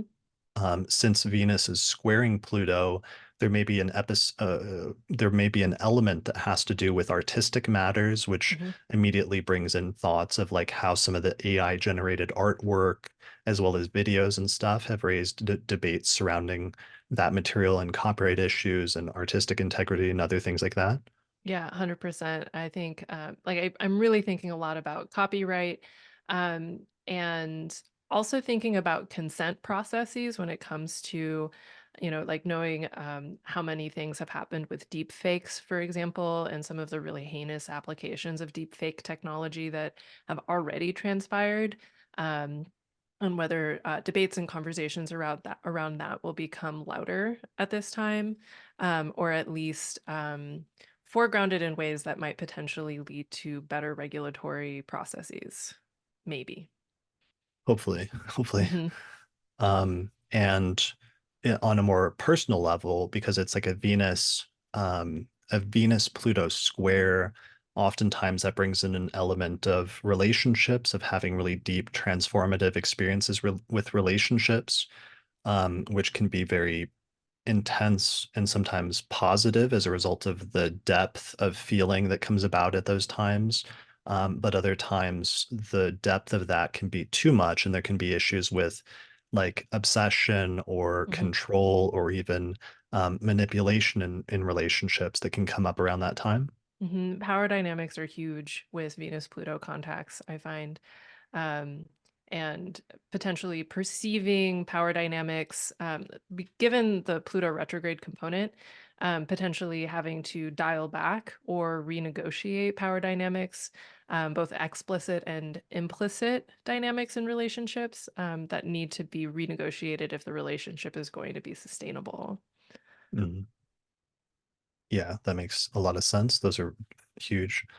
Some other things I was writing, because this is Venus has now ingressed into Taurus, where we're already seeing some of the environmental stuff come up in terms of the Jupiter-Uranus conjunction that's been occurring there.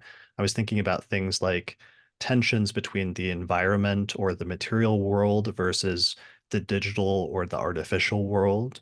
Mhm. Yeah, and just some of those dynamics coming up between animals and AI or other things like that, as well as maybe relationships. Like we're seeing a string of stories around the Venus-Pluto conjunction about people creating like AI chatbots or like relationship chatbots and things like that. And that square also reminds me of some of those stories. Yeah, one story that's been to me at least quite present on threads over the past week is people talking about how women frequently would prefer to run into a bear alone in the woods than a man alone in the woods, which has Mm. stirred a lot of conversation around the sensation that women have or do not have of relative safety, depending on how close they are to a man versus a bear. And how that stirs and highlights power issues and safety issues in relational dynamics of all kinds. Uh, that's going along with a lot of conversation lately of women opting out of dating entirely because of the sensation of unsafety that comes from interacting with men. And I almost wonder if the Venus square Pluto might include updates or adjustments to dating apps or things like that in response to the sensations of unsafety that women who date men frequently have around men. That's a great point. Yeah. That reminds me, I just saw a social media thing like yesterday of a video going around of a woman who had gotten a restraining order against like an abusive ex-boyfriend who was stalking her, but then the judge removed the restraining order for some reason, and then he showed up and murdered her basically in broad daylight in public. Hmm.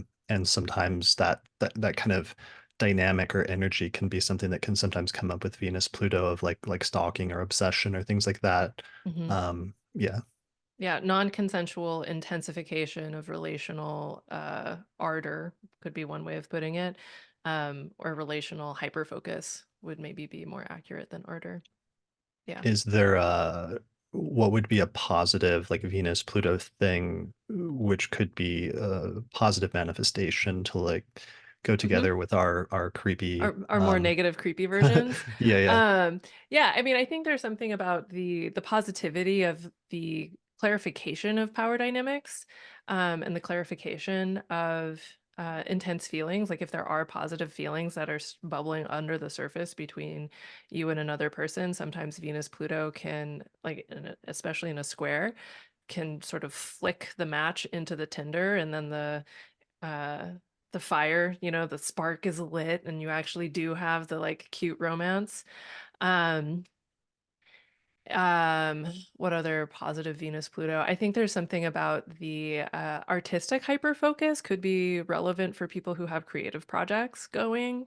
The way that whenever you're really working on something and you're sort of absconding all of your other responsibilities, especially, with a retrograde, like what does it mean to go back into something, to alter it to be what you originally desired it to be? I feel like that can be another sort of Venus Pluto experience too. Totally. Those are great examples. Um, Myri in the chat asks about like reinstating Roe versus Wade, and I don't know if that's on the docket, but it does bring up a general thing where I know there was some news story at some point in the past few months where Venus literally involved women, and if there was a really literal manifestation of Venus representing women or femmes in this instance and Venus squaring it, then a really obvious news story could be things surrounding abortion just because it involves Hmm. like control over women's bodies and Hmm. versus self-autonomy and like things like that. Yep. Hmm. Yeah. Okay. I think that's good for that aspect because it kind of takes us, there's a carryover into our first lunation of the month, which is the new moon that takes place on May 7th in the sign of Taurus. So I'm going to animate the chart and move us forward. And it's like,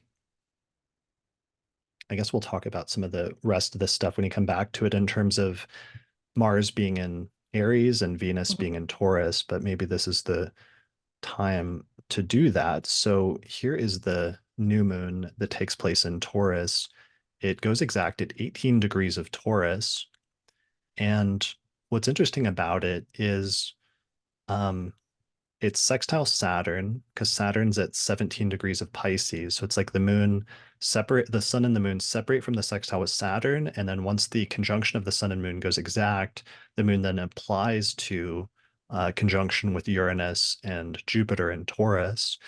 So I really see this new moon as energizing and bringing the Uranus-Jupiter conjunction back into the discussion, or maybe not back, because I'm not sure that it's going to be gone by this point, only a week from now, but potentially re-energizing it and sort of like throwing additional fuel on that fire as all the planets in Taurus move closer and closer to that conjunction and accentuate it further. So some of those themes involving like um, rebelliousness, of protest, of this push for like freedom, or other themes that have to do with that Jupiter and Uranus have in common, Mhm. are going to become more pronounced both collectively as well as in individual personal lives. Yeah. And I'm even thinking too about the way that the Mars-Saturn conjunction alongside the Jupiter-Uranus conjunction included a lot of regulatory stuff. And I'm almost wondering if we're going to be seeing some of the fruits of those regulations being put in place actually start to show themselves essentially in the aftermath of this particular new moon. Mm. Yeah, for sure. Mhm. So I'm going to animate it just to show what happens after that new moon. So, and put it at the top of the chart. So, the other part of this is that Venus is now in Taurus, and this is a much different energy compared to last month where we had Venus in Aries. Once Venus moves into Taurus and moves into her home sign and spends the majority of the month there, um, Venus slows down a bit and we get this much more earthy and much more relational dynamic. Whereas part of the contrast is, Venus in Aries likes to move fast, is more abrupt and more direct. Venus in Taurus, things slow down a bit. There's less of a focus on the more independent side of things and a little bit more of a relational element, as well as an element focusing more on material things as well as like environmental or earthy type things. Hmm. Yeah. There's something about the quickness of inspiration and action in Aries and the slowness of production that also comes with the transition into Taurus. Right. And it's tricky because on the other hand, at the same time, with Mars having departed from, and part of the contrast this month is that Mars has departed from, this conjunction with Saturn that was slowing things down, a conjunction with Neptune that was making things very ambiguous towards the end of April, and even just Mars being in Pisces as well, where it's not a very like decisive sign. All of a sudden we have Mars moving into its home sign of Aries, which is a fire sign. It's cardinal. It's much more decisive, abrupt, direct. Aries likes to move very fast. So there's this distinction and sort of contrast between the Aries planets and the Taurus planets this month that are like pulling in different directions. Hmm. Yeah, and Mars, I know we wanted to mention this as just sort of an overall thing for the month, but with Mars and Aries, Mars is also not really aspecting anything else, especially once it gets out of its sextile with Pluto. It's not really interacting with any of the other planets in the chart except for the moon whenever the moon is making its aspects as it moves through the zodiac. So Mars is sort of a renegade in its own place, like unchecked by other planets, but also not necessarily getting in the way of other planets throughout the month. Yeah, and it has this co-presence with Mercury, because Mercury is station direct, but it's still moving very slow. And that's one of the things is Mercury is going to be moving through its post-retrograde shadow phase, and sort of retreading old ground still for the first half of the month before it leaves its shadow. And there is still somewhat of a more direct or confrontational communicative dynamic in terms of communication with Mercury and Mars being in the same sign in the first half of the month, Mhm. so that there could be more tendency towards verbal conflicts or saying things in the heat of the moment that then later maybe you regret or wouldn't have said if you thought things out. But that's a really interesting point that aside from this conjunction with the North Node, which occurs on May 19th, 18th, and 19th, Mars otherwise isn't making any aspects, especially any hard aspects to any planets this month. Mm-hmm. Yep. Just So, on its own, in its own room. right. So it's like, on the one hand, you would think then that Mars isn't in a position to create as much drama compared to like other months. But then on the other hand, it's interesting that all month then Mars is going to be transiting through the sign where the Mercury retrograde and where the eclipse just happened. And in fact, once we get to the 25th of May, Mars actually reaches the degree where the eclipse took place at 19 degrees of Aries. Mm-hmm. So I do think that for people where if the eclipse or if the Mercury retrograde brought up some stuff for you last month and clearly activated that part of your chart and that part of your life, then Mars is going to move into this sign and spend its time there. And for some people, like let's say, especially people with a night chart, you're going to find yourself putting extra energy and effort and focus in that area of your life once again this month with Mars. Whereas for some people, especially maybe if you have a day chart, it may kick up some additional tensions or drama or just heat in that area of your life as it's transiting through that sign this month, perhaps in connection with events that happened last month. Mm-hmm. Yep. Yeah, so that is part of what's going on there with that energy of Mars. Um, what else? Is there anything else we wanted to mention that we have to say about our first lunation of the month in terms of the new moon?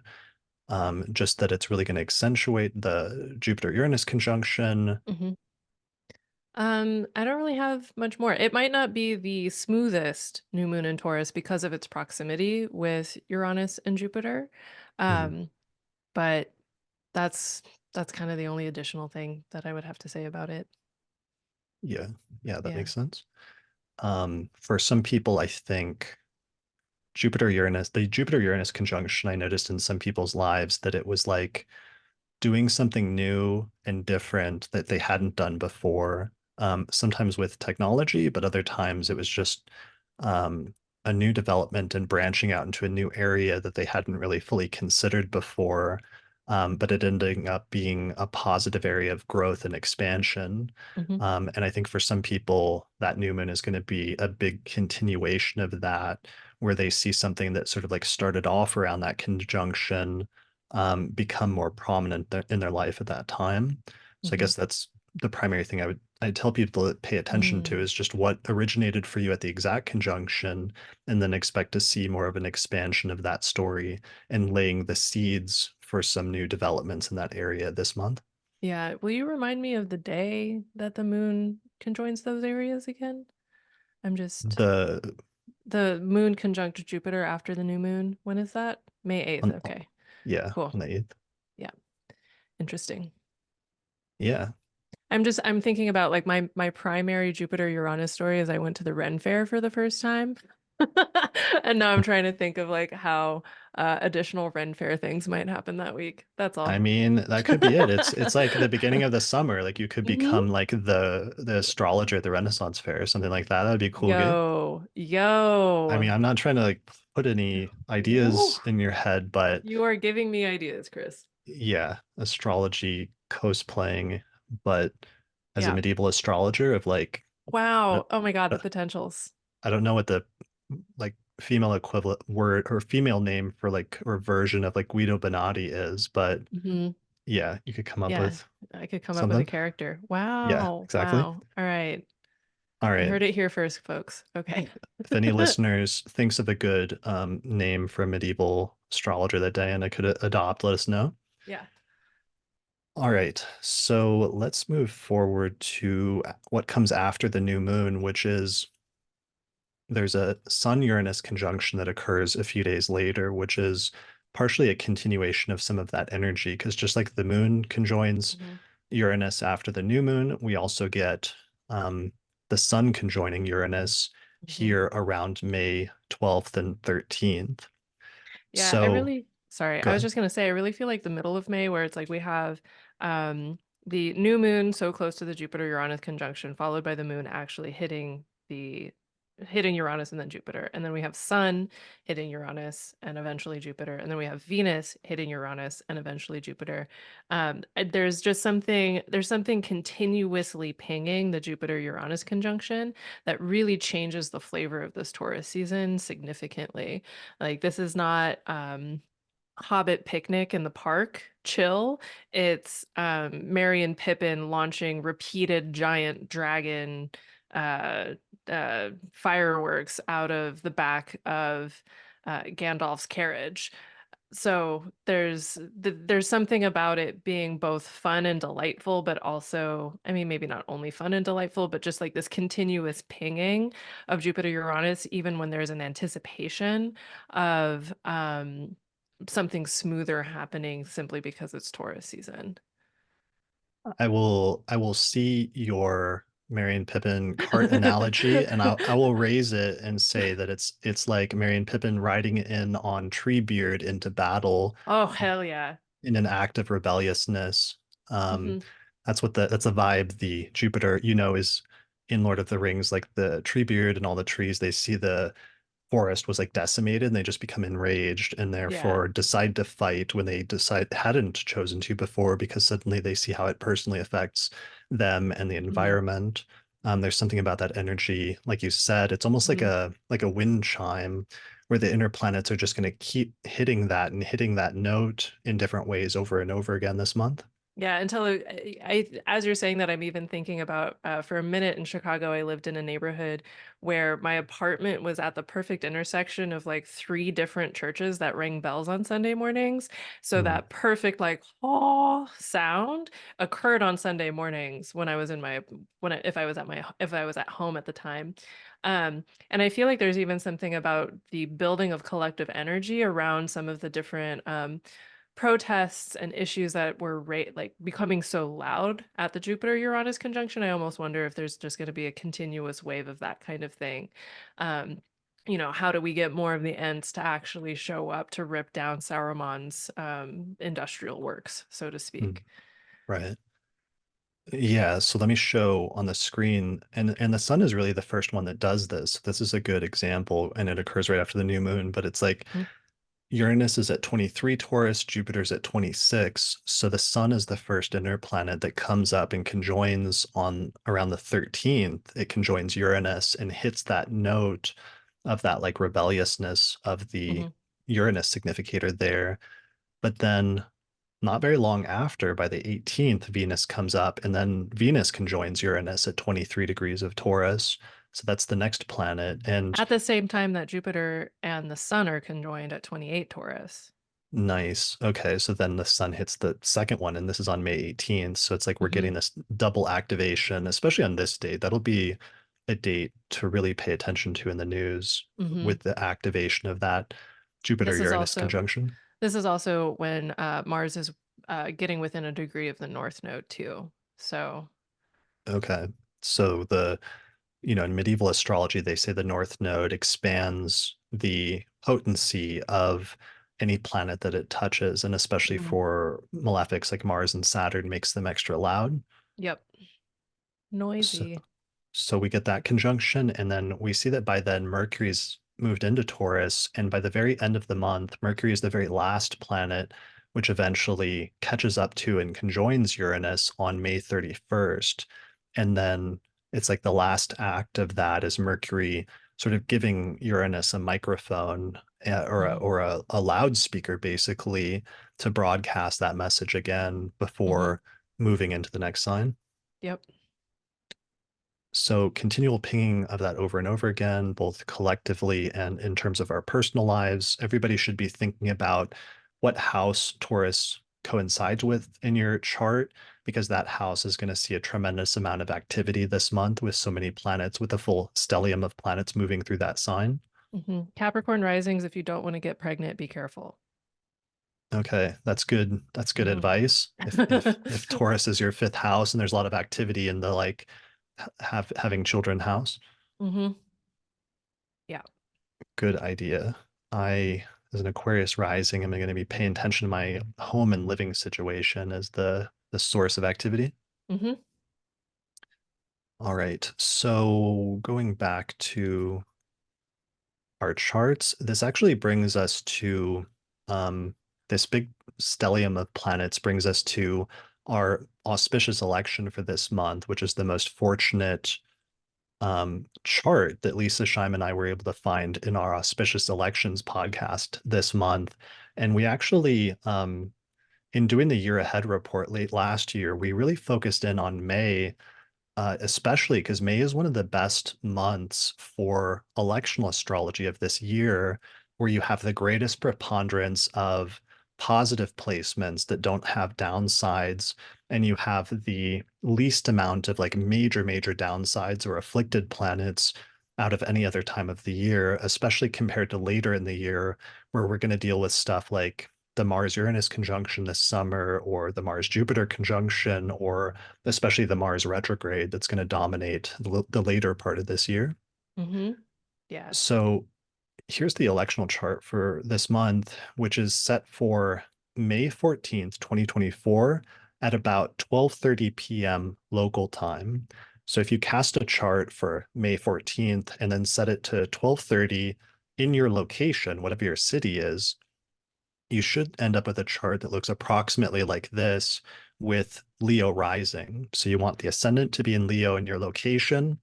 And the major feature of this chart is it has Leo rising, and the ruler of the ascendant is the sun, which is at 24 degrees of Taurus. And it's applying very closely within 3 degrees to a conjunction with Jupiter in a day chart in the 10th house.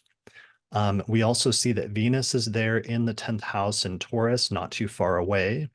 And the moon is in Leo in the first house, where it's applying to a square with Venus. So this is a very 10th house focused chart that would be a great chart for career, reputation, public life, and all sorts of other 10th house matters, just because you have a packed 10th house with a stellium there, with both benefics present and with the ruler of the ascendant fully bona fide, which is to be in one of the best conditions possible, where its condition is being improved and affirmed by the benefic Jupiter. Mm-hmm. So great chart for starting different types of ventures and undertakings at this time. Yeah, I feel like looking at this chart, I also feel like this could be an excellent chart for updating components of your more professional wardrobe or professional appearance type things, potentially maybe website updates, but particularly if you are wanting to shift something in how you are showing up, that combination looks very favorable for what might look like sudden updates according to other people because of Uranus's participation, but that ultimately give you a firmer foundation in showing up well. Yeah, for sure. And especially doing something unique or innovative, because Hmm. the chart does feature Uranus so prominently that to whatever Hmm. extent you're able to incorporate that actively as doing something that stands out from the crowd, or doing Hmm. something that's different from what people have done before, then you'll Hmm. be able to take that energy in your own hands and sort of use it to your advantage. Yeah, 100%. Yeah, so the chart's not very good for ninth house matters related to things like foreign travel. So I wouldn't necessarily use it for that, because Mars is in the ninth house in a day chart. But otherwise, it's a very fortunate chart that we would recommend using if you have anything major to start at this time, or any major things that you need to do. Hmm. So Leeson actually found so many good charts this month. We found between 18 and 20 auspicious elections this month that we put in our auspicious elections report for patrons. It's like you So usually share like four. yeah, four Yeah. or so is our like typical, and sometimes Yeah. we'll like throw in a few extras.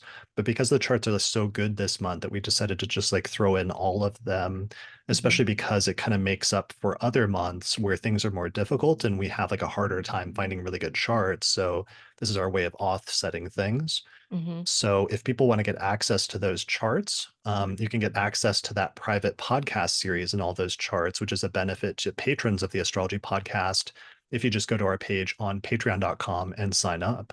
So you can find out more information about that at patreon.com/astrologypodcast, and I'll put a link to it in the description for this episode. All right, so let's move on to now the second half of the month, where pretty much the day after this, Mercury's been moving kind of slow most of the first week or two of this month because it's still coming off the retrograde phase. It's still retracing its steps. But somewhere around here, Mercury actually has left its shadow, right? Yeah, Mercury leaves its shadow the same day that I think the Sun-Uranus conjunction happens. I can't, hold on. My notes have disappeared. One second. But it's right around that time. Yeah, it's when Sun conjoins Uranus is the same day that Mercury leaves shadow. Um, Okay, so the 13th. yeah, so the same day that's also a Venus-Saturn sextile on that day. So I'm really envisioning that the clarity that can come once Mercury exits shadow being facilitated by constructive and surprising conversations. Mhm. So, I like that. That's a yeah. really good delineation. So yeah, Mercury around this degree of Aries is where Mercury originally went retrograde. So that means that um, for different people, you've sort of been like sitting in place, or there's been a certain issue that's been coming up that you've been having to put extra focus on, especially in the area of your life that matches the house that Aries coincides with. But finally, after this point, once we get to May 13th and 14th, and especially 15th, once Mercury departs from Aries and moves into Taurus, it's going to be treading entirely new ground. And Hmm. so for some people, you're going to have this feeling of like finally being done with some hassles that had been holding you up or keeping you in place and focused on something up to this point. Hmm. Yeah. And I find it really interesting that the post retrograde or the post shadow so quickly leads into a sign change, which doubles down on that sensation of fresh air and new something or other coming to fruition or coming into your sphere of care. Say that again. The transition, not just out of the shadow, but into a new sign, Mhm. bringing a breath of fresh air that's potentially also a topical shift. Like that's done. Now I can Yeah, move on to this. totally. And having a shift into something completely new and Hmm. into activating that new house in your chart that represents a completely different part of your life, not becoming newly activated because all these other planets have already been transiting through there, but just getting accentuated even further and drawing Hmm. especially greater communication or potentially even commerce to that area of your life. I feel like it's creating more coherence in the Taurus house whenever Mercury moves into Taurus, because there's already so much that's been happening there, and Mercury joining that party puts the image that's coming to mind is an unsplitting of the mind Mhm. where, some part of your mental energy has been devoted to the Aries area for quite a bit, even though there's all this stuff also happening in Taurus. And now you get both halves of your brain thinking about Taurus at this point. Totally. A funny anecdote I meant to mention about Mercury and Aries going retrograde in Aries, because I'm Aquarius rising and it was my third house. I talked about how the eclipse had to do with neighbors, but the Hmm. Mercury retrograde, as well as me going back and like opening up old boxes and discovering the Bitcoin thing with Mercury retrograde in my third, but also Mars-Saturn conjunct in my second. I also like discovered when Mercury station retrograde that my tags had expired on my car, and Oh, my yeah. my memory's become so bad. I've become really forgetful lately due to some health stuff that I didn't even realize it. So I found out that I was sort of grounded and couldn't drive my car during the Mercury retrograde in my third house, but also with Mars conjoining Saturn in the second simultaneously, that I would have to pay like a large fine. So Hmm. I thought that was like a funny. We're talking about like being grounded or being stuck in some area where Mercury was in Aries, and now eventually getting free of that once Mercury Hmm. goes into Taurus. And I just want to use that as a concrete example because for me, it's Hmm. like very, very literal. Yeah. Yeah. At that point, you'll have your new plates. Yeah, hopefully. I mean, Nice. I mean, Mars is going to go into Aries there as I'm trying to like fix that up. So hopefully that's a good thing, but we'll see how that goes. Yeah. I just reminded me that in 2020 when Mars went retrograde in Aries, like the day it went retrograde, my car got towed because it was like Oh, parked on the street somewhere. So oh no. we'll see how that goes. This third house things and astrology being super literal. Way too literal. It's Yeah. upsetting. So when Mercury ingresses into Taurus, though, it's not like all fun and games immediately because actually what it does as soon as it goes into Taurus is the first thing it does is like with Venus earlier in the month, Mercury squares Pluto right Hmm. away as soon as it ingresses, and that aspect goes exact on the 16th and 17th. Hmm. Yeah. So some of those issues that we talked about earlier surrounding issues of like manipulation or control or even obsession become the focal point here in communications. Hmm. And we talked a lot about that a few months ago. I think it was when Mercury conjoined Pluto. Hmm. Um, and some of the delineations related to that, which can sometimes be things like deep, sort of penetrative communication, obsessive focus, almost like a Austin used the analogy of an investigator, like a television show about Hmm. somebody that investigated something as a detective, Hmm. digging up the past, uncovering what was lost, hidden, or secret. I had that thing where I did that delineation and mentioned Herculaneum and how they were like uncovering scrolls and would be scanning them soon. And then, literally, the day of the Mercury Pluto conjunction, the news came out that they had used AI to scan and reconstruct a scroll, which Mm. was just going to open up like a whole new world of um, Incredible. uncovering these ancient texts, and it happened the day of the Mercury Pluto conjunction. Hmm. So this square has a similar energy in terms of sometimes having positive manifestations like that of uncovering something or investigating something and getting to the bottom. Hmm. Yeah, I'm also reminded that this is coming in the aftermath of the Pluto-Venus square earlier in the month. Like that opens up the month, and Mm, considering how ongoing conversations might actually be able to deepen as Venus is further away from Pluto, and you get a little bit more of the distanced nature of Mercury and what that means in terms of being able to have deep and penetrative conversations with a little bit less of the tenderness and emotionality that Venus can bring into that kind of a square dynamic. So whether it's the same story or a different story, there being a little bit more possibility of, okay, but these are the facts, and a little bit less of, ow, my feelings. right. That makes a lot of sense. Hmm. It also makes me think of like something happening under the Venus Pluto square earlier in the month. But then when Mercury gets there and squares Pluto, it's like the reporting of something comes Hmm. out that something had happened at that Mercury Pluto square or that Yeah, Venus Pluto square. Mercury providing the megaphone or the microphone for whatever transpired with the Venus Pluto square. Yeah. Yeah, exactly. Yeah. So, yeah, so those are some of the things with the Mercury ingress into Taurus and bringing some extra energy in that area of our chart and our life. So let's move on to the next aspect. So the next one is a few days later by May 18th. We've already talked about this, but to reiterate, Venus conjoins Uranus at 23 degrees of Taurus, and the sun conjoins Jupiter at 28 degrees Taurus at the same time. Hmm.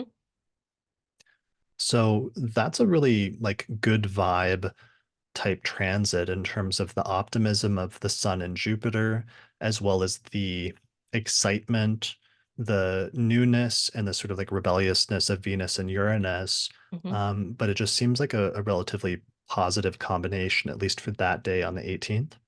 Yeah, it feels extremely buoyant, Hmm. potentially disruptive in so like from more from the perspective of overwhelm because there's so much.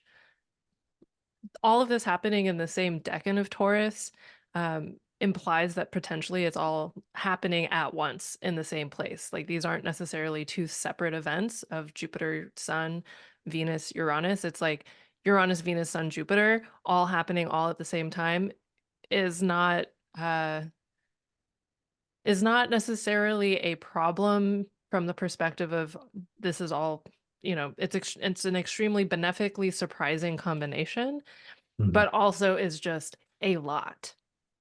So this is happening on a Saturday, and I feel like has the potential of being quite a fun day if you're somebody who doesn't have to work on a Saturday. Mm. This could be a great time to plan on having a really nice time, but also plan on wanting to sleep in hard the next day. Yeah, for sure. Um, some of the keywords that I wrote down were things like exciting, optimistic, but also finding something or someone new and different that shakes things up for you. Relationships that ignite quickly but have a high burn rate. A period of optimism and expansion, but also even luck, like finding yourself in the right place at the right time so that you're just, in a fortunate position at that point. Hmm. Yeah. Yeah. So that is that conjunction. That set of conjunctions. The very next day, Mars conjoins the North Node on like the 19th and 20th of May. And I thought that was also notable because the moon moves into Libra by the next day as well, by May 19th, and opposes Mars at the same time, which Hmm. I think is important because I think the moon then is acting as a trigger that's going to accentuate that conjunction of Mars with the North Node and some of that energy of Aries, which is very hot, very fiery.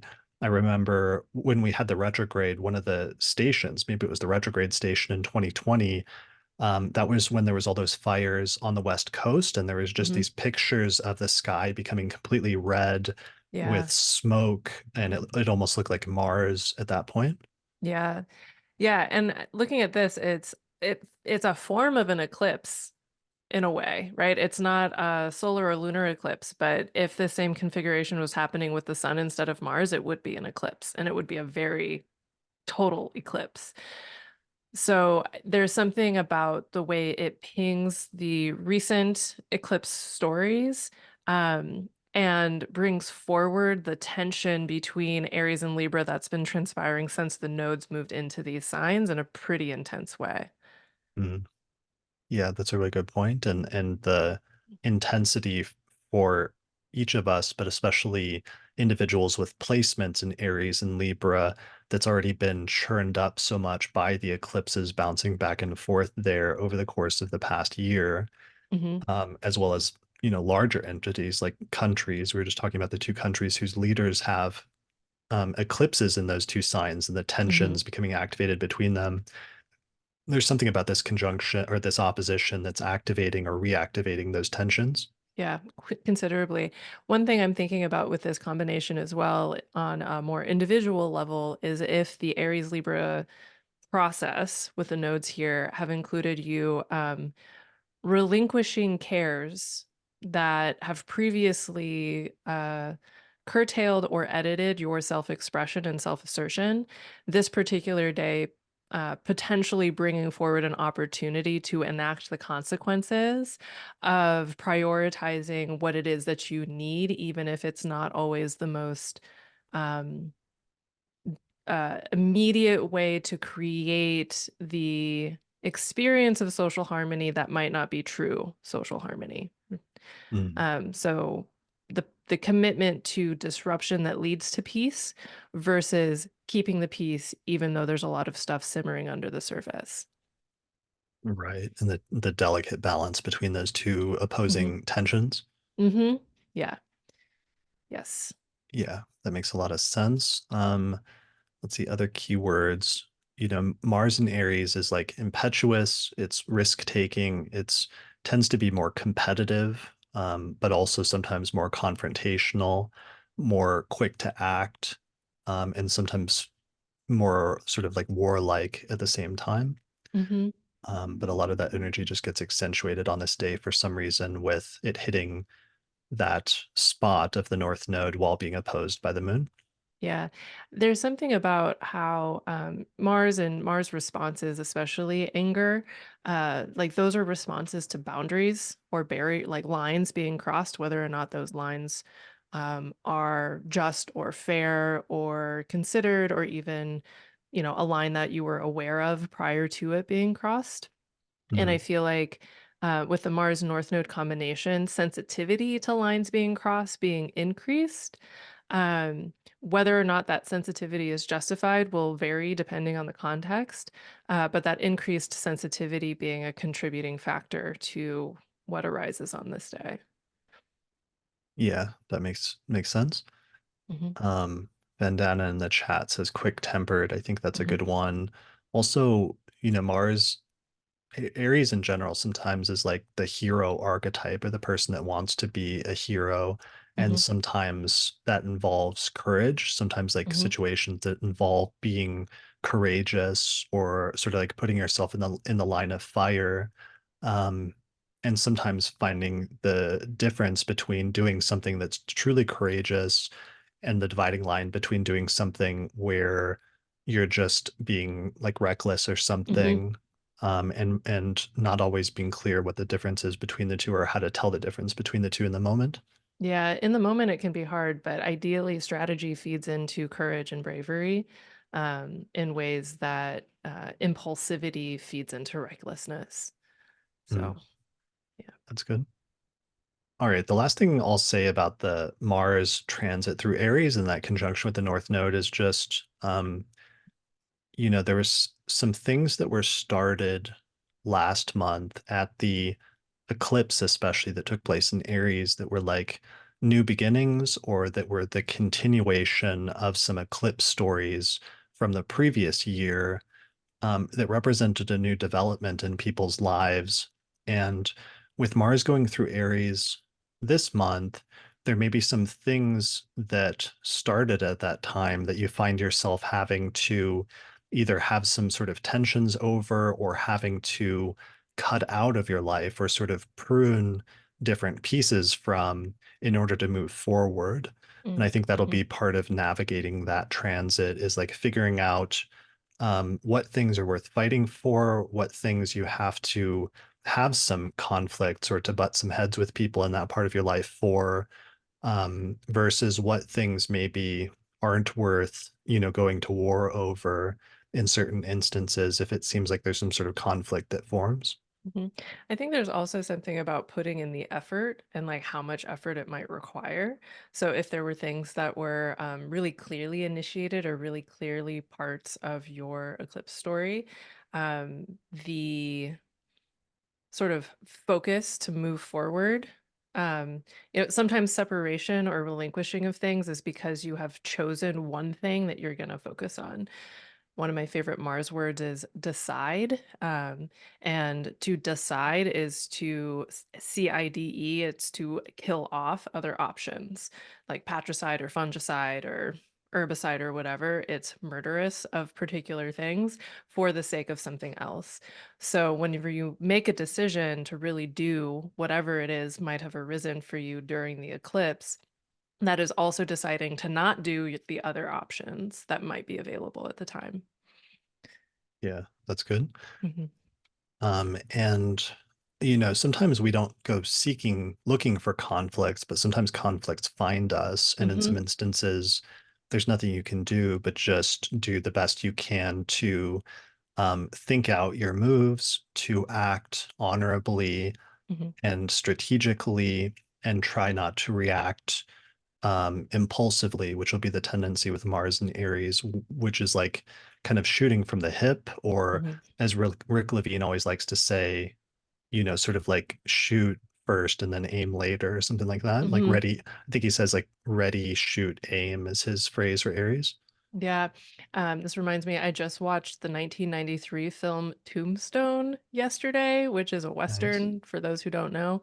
And I feel like there's something very instructive about a lot of things in that particular film, but I think there's room in there to consider different expressions of Mars and different levels of strategy or lack thereof and the consequences of doing so. Also, Mm, the way that fights find you versus you going out and finding a fight. totally. And sometimes when you go out and find a fight that you get in over your head, or you pick a Hmm. fight with somebody that's stronger that you don't realize at first. Yeah, picking fights can lead to consequences that you really don't want. Right. Hmm. All right. That's really good. I think that'll be one of our lessons for this month that we'll all sort of meditate on and experience. Just watch Tombstone.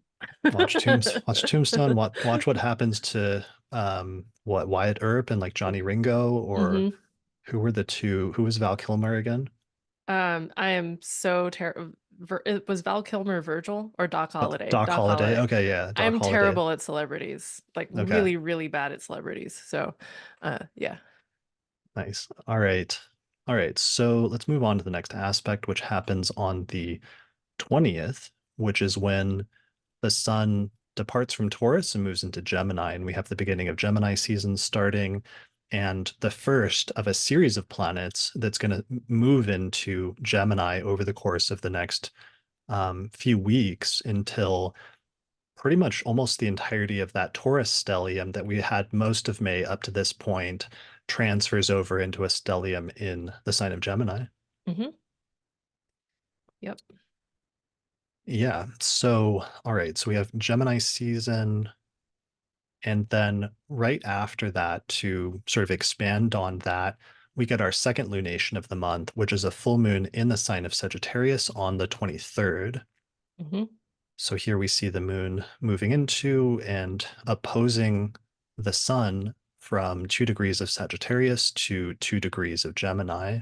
Hmm. And the fascinating thing about this particular day is that we also get Venus conjoined Jupiter, which is a combo that happens to be sextile Neptune.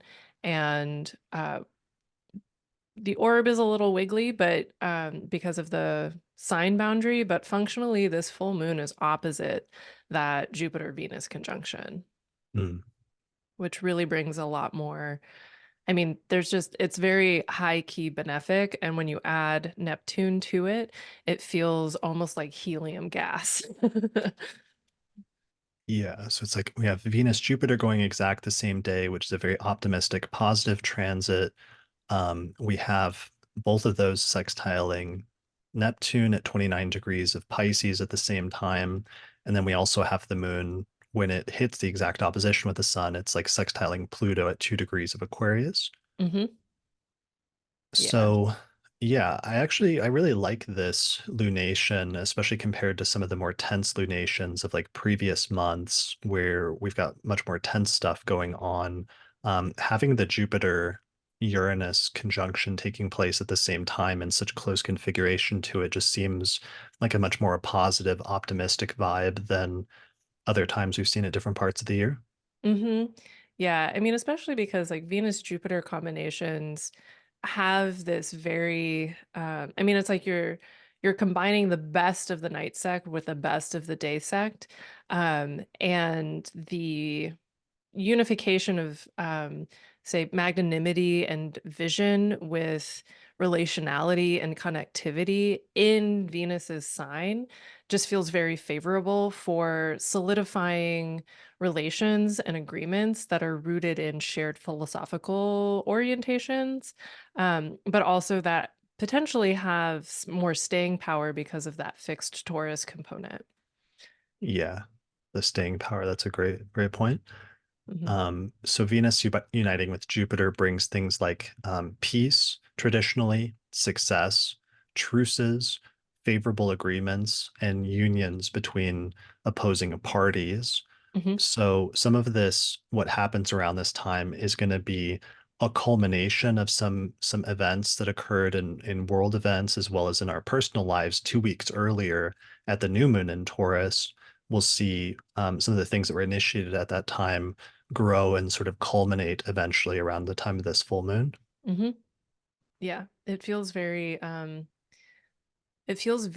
like feasty. Like there's a big feast sort of energetic to this. Tables laden, and cups of mead, whatever, Ren Fair theme. You, Sorry. I thought you're like verging into another Lord of the Rings meme, like Um, or analogy. I could feel it. Yeah, definitely more Lord of the Rings than you know, uh Game of Thrones with this one, because there doesn't really seem to be anything undercutting in, say, a red wedding kind of way. Right. But there, like with Neptune's influence to that Venus-Jupiter conjunction, I do think that there's maybe a bit of a risk of overinflated fantasies of what could transpire or what could Yeah. fructify from whatever happens with that Venus Jupiter conjunction. Yeah. Definitely watch out for future tripping and future faking around that time. Yeah, especially with that Neptune sextile, there's some sort of idealistic component about the Mhm. agreements or the accords that are created at this time. And sometimes you need a certain amount of like idealism or Mhm. hope for the future or the belief, even if it's not resting on a very solid ground in order to, make peace or have certain types of agreements with people to at least have the perception that something is possible. Right. But yeah, trying to keep yourself grounded at the same time is really important in terms of all of that. hmm Yeah, there's something about the importance of the really fantastical dream that creates enough space to lay the foundations for the actionable dream. Mm, So, yeah. definitely. And then the Venus Jupiter also sometimes you can sometimes run into the issue if there is a downside with, is it possible to have too much of a good thing? hmm And like, maybe you really like chocolate, but maybe you kind of like go overboard that day and have too much chocolate. Sometimes that can be possible under Venus Jupiter combinations like that. So I guess that's the only potential downside to be a little aware of is the tendency towards excess. Yeah, overindulgence, um, and the the risks of gluttony. Like I think there's something about deeply enjoying what's present that doesn't necessitate overconsumption in order to be satiated. Um, but being able to enjoy what is available and really root into that and commit to making what is available a sustainable level of a sustainable level of enjoyment, a sustainable level of peace, a sustainable level of uh connected endurance is another phrase that's coming to mind, like connected and connective endurance towards something uh, worth believing in. Definitely. And overall, just Venus Jupiter conjunction in Taurus, and Taurus is such an earthy, sensual sign that is about material comforts, but also the material world. It would just be a really good day to enjoy material comforts, sensual comforts, which includes the realm of like food or other things like that, but also the earth and the environment and the embrace of that and the Mhm. sort of beauty as well as groundingness of just like being in nature. hmm Yeah, it's a good picnic day. Totally. Picnic. That's it. That's the key word for that day is it's a picnic day. It's like the And perfect picnic day. maybe the Neptune influence is concocting extremely fanciful stories about the shapes you see in the clouds. Yeah, it's like reading Lord of the Rings at a park on a beautiful sunny day while Uh-huh. you're having good food Yeah, exactly. like that. All right. So, well, I was going to say that's all the big stuff for this month.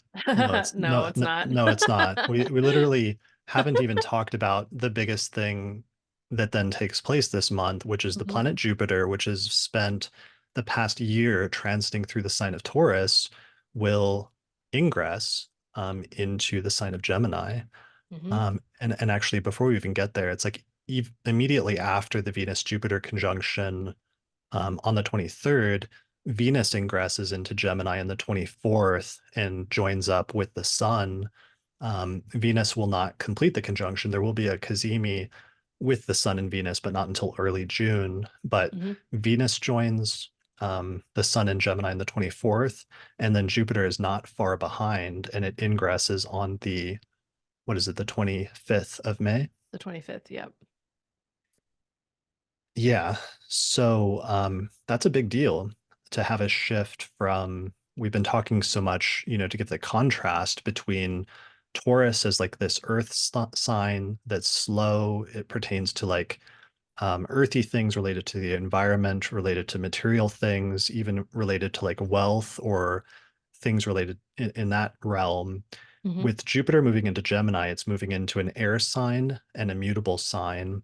And we get this sudden shift that's going to last for about a year, Hmm. where it expands communications, expansions in travel, technology, social media, especially because Jupiter is then going to be forming trines with Pluto and Aquarius very quickly, which Hmm. is just going to accelerate some of the transformative stuff that's happening with, artificial intelligence, with robotics, especially cars and planes and other technologies that move humans from one place to another.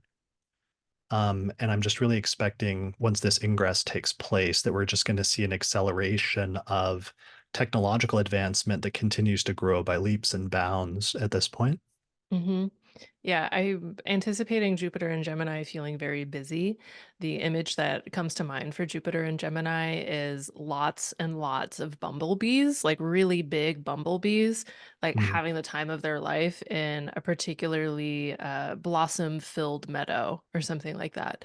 Like there's a lot of data that's getting moved around. There's a lot of innovations in the application of various forms of thought, trying to collect lots of little bits of information into some level of coherence, with more or less success depending on what's transpiring. Um, that kind of thing. Um, I'm anticipating personally feeling overwhelmed during Jupiter and Gemini. Right. So, yeah. Yeah, especially if one's already overwhelmed with like communications or with social media and stuff like Hmm. that. It just seems like the pace of like words and of Hmm. technology and of exchanges between humans just like starts picking up very rapidly at this time. Hmm. Yeah. For some reason, I'm also thinking that this might like take this with a huge grain of salt, but I wonder at environmental allergens while Jupiter is passing through Gemini. Like wondering if there will be a heightened allergy season, which makes sense alongside some of the things that have been happening with global climate change. But yeah. Yeah. So let's see. So Jupiter and Gemini, along with Venus, it's like we have both of the benefics there. And then eventually Mercury will catch up next month and go into Gemini, Hmm. so that we'll have a full stellium of 4 planets. Um, Most of it's positive. I mean, we will start the build up in June of a build up to a square with Saturn, where there's going to be this growing sense of tension between the Gemini and Pisces parts of our charts and of the world Hmm. in general. And perhaps something about like the feeling or imaginative part of things versus the intellectual, talkative, more technological part of things. Hmm. Also, water and air. Like when I think about Gemini's square with Pisces, in this way with Saturn in Pisces and everything else hanging out in Gemini, I almost wonder about like what is this? For some reason, I'm thinking about like water and air shows. Like like I don't know if you know, like in Chicago, there would be these like shows along the lakefront where there were like boats and like military planes and stuff, and it was very Mm, noisy. Um, I think they're air and water shows, not water and air shows, whatever order of words. But also just thinking about potentially even how atmospheric things affect oceanic things, like what might be happening or transpiring in terms of innovations of greenhouse gases and how those atmospheric things are very much affecting what's happening in our largest bodies of water. Um, that kind of that kind of tension. Yeah. yeah, that makes a lot of sense. Um, it said something. Oh yeah, when you said like water air shows, it made me think of like those guys that have those like jet packs that shoot water out in order to propel Mm, you into the air. Do you know what I'm hmm. talking about? Yeah. Yeah, Yeah. it's a funny combination of that. Hmm. Um, we know though, I've said on like the year ahead forecast, one of the things I was looking forward to with that is just there's going to be some changes in travel, Mm, both in terms of like continued rise of autonomous vehicles and autonomous deliveries and things like that, but also short distance air travel becoming Mm, more common over the course of the next year, because a bunch of interesting. companies are trying to roll out these like drones or planes that can like take you from point A to point B in a city through flight. And Mm. yeah, like this Jupiter ingress is when we start seeing a ramping up of that, and we start getting into full like, Jetsons. I was gonna say Jetsons level, the future is now. Yeah, we Yeah. are we are Wow. there. That's the last sort of like check mark on our bingo card of it's really 2024 and all of this is happening. Yeah. It's like we already have Roombas, which are kind of like Rosie the robot. So Right. yeah, interesting. Yeah, Interesting. robots actually, that's the other thing that's really ramping up is so many companies are really investing in robots, and Hmm. there's been some major leaps and bounds in that recently. That may be also one of the things we're looking at here with this and the activation of that trine between Gemini and Aquarius. Yep. Wow. Incredible. Yeah. So in terms of our personal lives, Venus Jupiter going through this sign for this period of time for at least a month should be pretty positive, where we get some Hmm. pretty positive things happening. And for some people, especially if you have a lot of mutable placements, it will act as an alleviation of some of the heaviness that we've been experiencing from the Saturn transit through Pisces over the Hmm. past year. So now all of a sudden you've got some benefics there that are balancing things out, making life feel not as like heavy or slow or burdensome or restrictive by adding some levity and some greater freedom and buoyancy to things. Hmm. For those that were not necessarily getting hit by that stuff too hard, though, it'll just be good to pay attention to what house Gemini coincides with in your chart. And yeah, just having a period of things going relatively well, relatively smoothly, successfully, or having a period of optimism in that part of your life for a period of time. Hmm. Yeah. And this is, reminding me like one of the things that we were talking about when we were preparing, which is how May is, there's less harsh astrology happening in May than April. Mhm. And then in June, we do have these squares with Saturn from the Gemini stellium. Um, so there's something about how in May, the positive expressions of stuff in Taurus and the positive expressions of stuff in Gemini, it's a really great time to take stock of positive things within your life. Use, if you are an auspicious elections user, like use those elections to sort of prepare yourself in positive and affirming ways for June and further into 2024. There's a lot of positive support and the optimism to use that positive support towards that which matters to you. Yeah, for sure. Hmm. Um, there's some old phrase like that. It's like make hay while the sun shines or something like Hmm. that. Like Yeah. take advantage of the opportunity while you have it to cultivate things or grow your crops while the weather is good, Hmm. to sort of prepare for other times where it might not be as good. Right. Yeah, so I think that's especially the case with the Taurus and Gemini sectors of our chart, because of course in June Mars is going to go into Taurus, so then it's going to bring some of that more conflict energy to that sector of our chart, and then eventually this summer Mars will go into Gemini. But this is Mhm. like the precursor where we have this period of time of a couple months where things are going relatively smoothly in that area of our life. Yep. Yeah. Cool. All right. So that brings us eventually, surprisingly, to I think our last major aspect of the month, which is Hmm. that Mercury, which is now zooming at this point, gets towards the end of Taurus and it conjoins with Uranus on the 30th and 31st of May. So Hmm. we have an exact Mercury-Uranus conjunction where Mercury, as we talked about earlier, kind of brings a megaphone to Uranus, and the Uranus part of our chart at this point, the Taurus part of our chart that's been getting hit by Uranus transits. And there's one last final blast of like the inner planets, saying something about the experiences we've been having in this part of our chart, especially over the course of the past month. Hmm. Yeah. And, Mercury Uranus together can be quite out of pocket, like really surprising and startling, and upsetting, but also engaged with deliberately can be a great time to intentionally deliver what could be surprising news.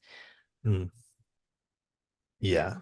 yeah. Surprising news, unexpected developments, unexpected communications with somebody you're not intending on having a conversation. Sometimes those can be positive things that leads to an unexpected connection or unexpected communication from someone that you weren't anticipating. Hmm. Yeah. Um, Yeah. I think there's something about Mercury Uranus, especially because it is in that wide but not irrelevant sextile with Neptune, of surprising conversations that open up possibilities that were previously unimaginable. Yeah. Yeah. The thing that's the difficult thing about Uranus transits is often something that you didn't expect or you can't expect. It's like the curveball that comes out of nowhere Hmm. that's hard to anticipate, except that something unexpected is coming. Yeah. Yeah. Exactly. And it's like, sure, you could think of it in terms of Taurian things, or try to think through what Mercury is responsible for in your own chart, like your Gemini house and your Virgo house, where your natal Mercury might be. But even then, like, all of the thinking in the world get is not going to get you to a place of knowing ahead of time what the Uranian experience will be. Yeah, for sure. But it definitely, Mercury and Uranus combinations, they favor flexibility and the ability to adapt to Hmm. circumstances that are developing quickly on the ground and to think on your feet. Yeah. And it's Um, also, sorry, go ahead. Especially if there's unexpected disruptions, especially technologically, are a common Mercury Uranus theme. Hmm. I was going to say both Mercury and Uranus have associations with the nervous system. Mm, And whenever they're connected, there's something about the rapidity with which your nervous system can respond, and communicate effectively in a given moment in order to navigate whatever has arisen. definitely. So, Yeah. Having yeah. your nervous system being amped up on Mercury Uranus days is definitely a thing. Yeah, it's a good day to be cautious with your caffeine consumption. Mm, that's a good Yeah. one. Yeah. That's going to Yeah. be one of those days that I'm recording a podcast episode and I've had too much caffeine. And Yeah, and you're getting a little jittery from it. yeah, exactly. Pro tip: as a former barista, eat a banana. Bananas help sort of smooth some of the caffeine zippity zap. I didn't know that. Okay. Yeah. That's good. All right, Mhm. cool. Well, I think that brings us to the end of the month. That's the last major transit Mhm. that we had to talk about. Obviously, we're on the cusp of some other major transits because we can see Jupiter coming in for a close trine with Pluto by this point. Once Mercury departs from Taurus soon into June, it's going to catch up with all of the other planets in the Gemini stellium, and Mars next month will move into Taurus, but we will have to save that for the next forecast next month. Mhm. Yep. Yeah, do you have any final thoughts about May, or have we done it pretty exhaustively at this point? I think we've done it pretty exhaustively. There are going to be stories that started in April that continue all the way through May, and we will see those stories unfold alongside the transits, especially those that ping Uranus ongoingly. Um, but otherwise, you know, if the thing that you need to prepare for the rest of the year is rest, rest. If the thing that you need to prepare for the rest of the year is do stuff, do stuff. But either way, I think it's really important to enjoy as much of May as you can. Yeah, definitely take advantage of the stellium, take advantage and, grow the crops while you can, as we said Hmm. earlier. Certainly for some, Uranus is still going to be bringing that rebellious energy, and some of that's going to be expanded by the Taurus stellium, so that'll be the focus for some people. But yeah, for others, cultivating the internal sense of optimism and stability that the Taurus stellium brings most of the time when it's not exactly conjunct Uranus will be Hmm. a large part of the month. And then eventually the same thing in Gemini when those benefics shift in there in the last week. Yeah. Hmm. Cool. All right. Well, I think that's it for the forecast. That was a huge month. We had a lot of news stories, but we did it. Thank you so much for doing this episode with me and helping me to talk about some of these just like historic times that we're living in. Yeah, capital H historic, capital H times. It's like medieval times, but different. Sorry, gonna keep with the Ren Fair references now. Right. Yeah. Um, so you, my friend, as we said earlier, you have something big coming up where you're going to be speaking, actually giving a keynote at this conference at the end of the month. Yep. Keynote and a lecture. Those are the very primary huge things that are coming up for me and what I'm working on ardently throughout this month. So, yeah. Cool. And last month you mentioned a promo code where people can get access to your lectures. Listeners of the podcast can for a discount, right? Yeah, it's 20% off if you use the code TAP24 on the website where I have all of my lecture recordings available for sale. And that code expires at the end of May. So the same day that the Mercury-Uranus conjunction happens, this code expires. So there's a collection of things. Many of them are former NORWAC presentations, but also a couple of other things in there as well. Nice. You've got some great talks there. Mhm. And I'll put a link to your website in the description below this video. Cool. All right. Good luck with NORWAC. As for myself, I recently, since we're almost about halfway through the year, I have discounted my 2024 year ahead electional report where where Lisa Scheim and I went through and we picked out the best elections for each month over the course of the next year. And you can get access to that now at a discounted price by going to theastrologypodcast.com/2024 report for more information about elections in the long term over the course of the next 6 months. So other things, the only other major thing is people often ask me, they want to start learning astrology. They're still relatively new and they don't know which of my courses is the best to begin with. And the primary course that I teach for reading birth charts and for my approach to astrology in general is my Hellenistic astrology course. Mhm. And I'm super excited about that because I keep adding new lectures to it and expanding the course. And it's really become this resource at this point that once you sign up, you get access to all these lectures sort of permanently. Um, and yeah, I've been seeing some people go out and starting to use that system. And I'm excited with how um, good, astrologers have access to so many different resources, but it's cool to be able to teach somebody like your approach to astrology so that they can replicate that themselves. Mhm. And if you wanted to practice astrology in the way that I do, then that would be what I would recommend is taking my Hellenistic course, which you can find out at more information about it at courses.theastrologyschool.com.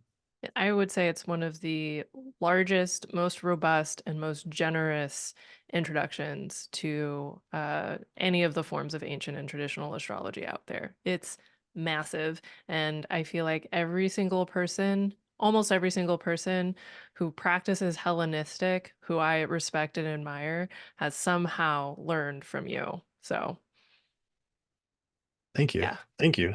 Yeah, it feels Mhm. really good to have that many students out there and to influence the tradition in that way, both with my like free offerings through the podcast, but also still holding back some of the most advanced teachings for my students in my courses. Mhm. So, if people would like to learn more as well as support my work, you can sign up for that course. Otherwise, thanks to all the patrons, this has been a big month on the podcast. We've done a lot of stuff. I actually have a lot of big episodes next month as well. But thanks to the live audience of patrons who joined us for the recording of this episode today, I really appreciate it and I appreciate your support. And yeah, I think that's it for this episode of the Astrology Podcast. So good luck, everybody, this month. Let us know how things go, and we'll check in again a month from now to see how the astrology played out over the course of the next few weeks and continue to learn from it as astrologers and grow as a community. So yeah, thanks a lot for watching or listening to the podcast, and we'll see you again next time. Bye. If you appreciate the work I'm doing here on the podcast and you'd like to find a way to support it, then consider becoming a patron through my page on patreon.com. In exchange, you'll get access to some great subscriber benefits, including early access to new episodes, the ability to attend the live recording of the forecast each month, our monthly Auspicious Elections podcast, which is only available to patrons, a whole exclusive podcast series called the Casual Astrology Podcast, or you can even get your name listed in the credits. You can find out more information at patreon.com/astrologypodcast. Shout out to our sponsor for this episode, which is the Chani App, the #1 astrology app for self-discovery, mindfulness, and healing. You can download it on the Apple App Store or on Google Play, or for more information, visit app.chani.com. Special thanks to all the patrons that helped to support the production of this episode of the podcast through our page on patreon.com. In particular, shout out to the patrons on our producers tier, including patrons Christy Moe, Ariana Amour, Mandy Ray, Angelique Nambo, Issa Sabah, Jake Otero, Jeannie Marie Kaplan, Melissa Delano, and Sunny Bozbaz. If you're looking for a reliable astrologer to get an astrological consultation with, then we have a new list of astrologers on the podcast website that we recommend for readings. Most of the astrologers specialize in birth chart readings, although some also offer synastry, rectification, electional astrology, horary questions, and more. Find out more information at theastrologypodcast.com/consultations. The astrology software that we use and recommend here on the podcast is called SolarFire for Windows, which is available for the PC at alabe.com. Use the promo code AP15 to get a 15% discount. For Mac users, we recommend a software program called AstroGold for Mac OS, which is from the creators of SolarFire for PC, and it includes both modern and traditional techniques. You can find out more information at astrogold.io, and you can use the promo code AstroPodcast15 to get a 15% discount. If you'd like to learn more about my approach to astrology, then I'd recommend checking out my book titled Hellenistic Astrology, The Study of Fate and Fortune, where I go over the history, philosophy, and techniques of ancient astrology, taking people from beginner up through intermediate and advanced techniques for reading birth charts. If you're really looking to expand your studies of astrology, then I would recommend my Hellenistic Astrology course, which is an online course on ancient astrology, where I take people through basic concepts up through intermediate and advanced techniques for reading birth charts. There's over 100 hours of video lectures, as well as guided readings of ancient texts, and by the time you finish the course, you will have a strong foundation in how to read birth charts, as well as make predictions. You can find out more information at courses.theastrologyschool.com. And finally, thanks to our sponsors, including the Mountain Astrologer magazine, which is a quarterly astrology magazine, which you can read in print or online at mountainastrologer.com. And the Northwest Astrological Conference, which is happening both in person and online, May 23rd through the 27th, 2024. You can find out more information at norwac.net.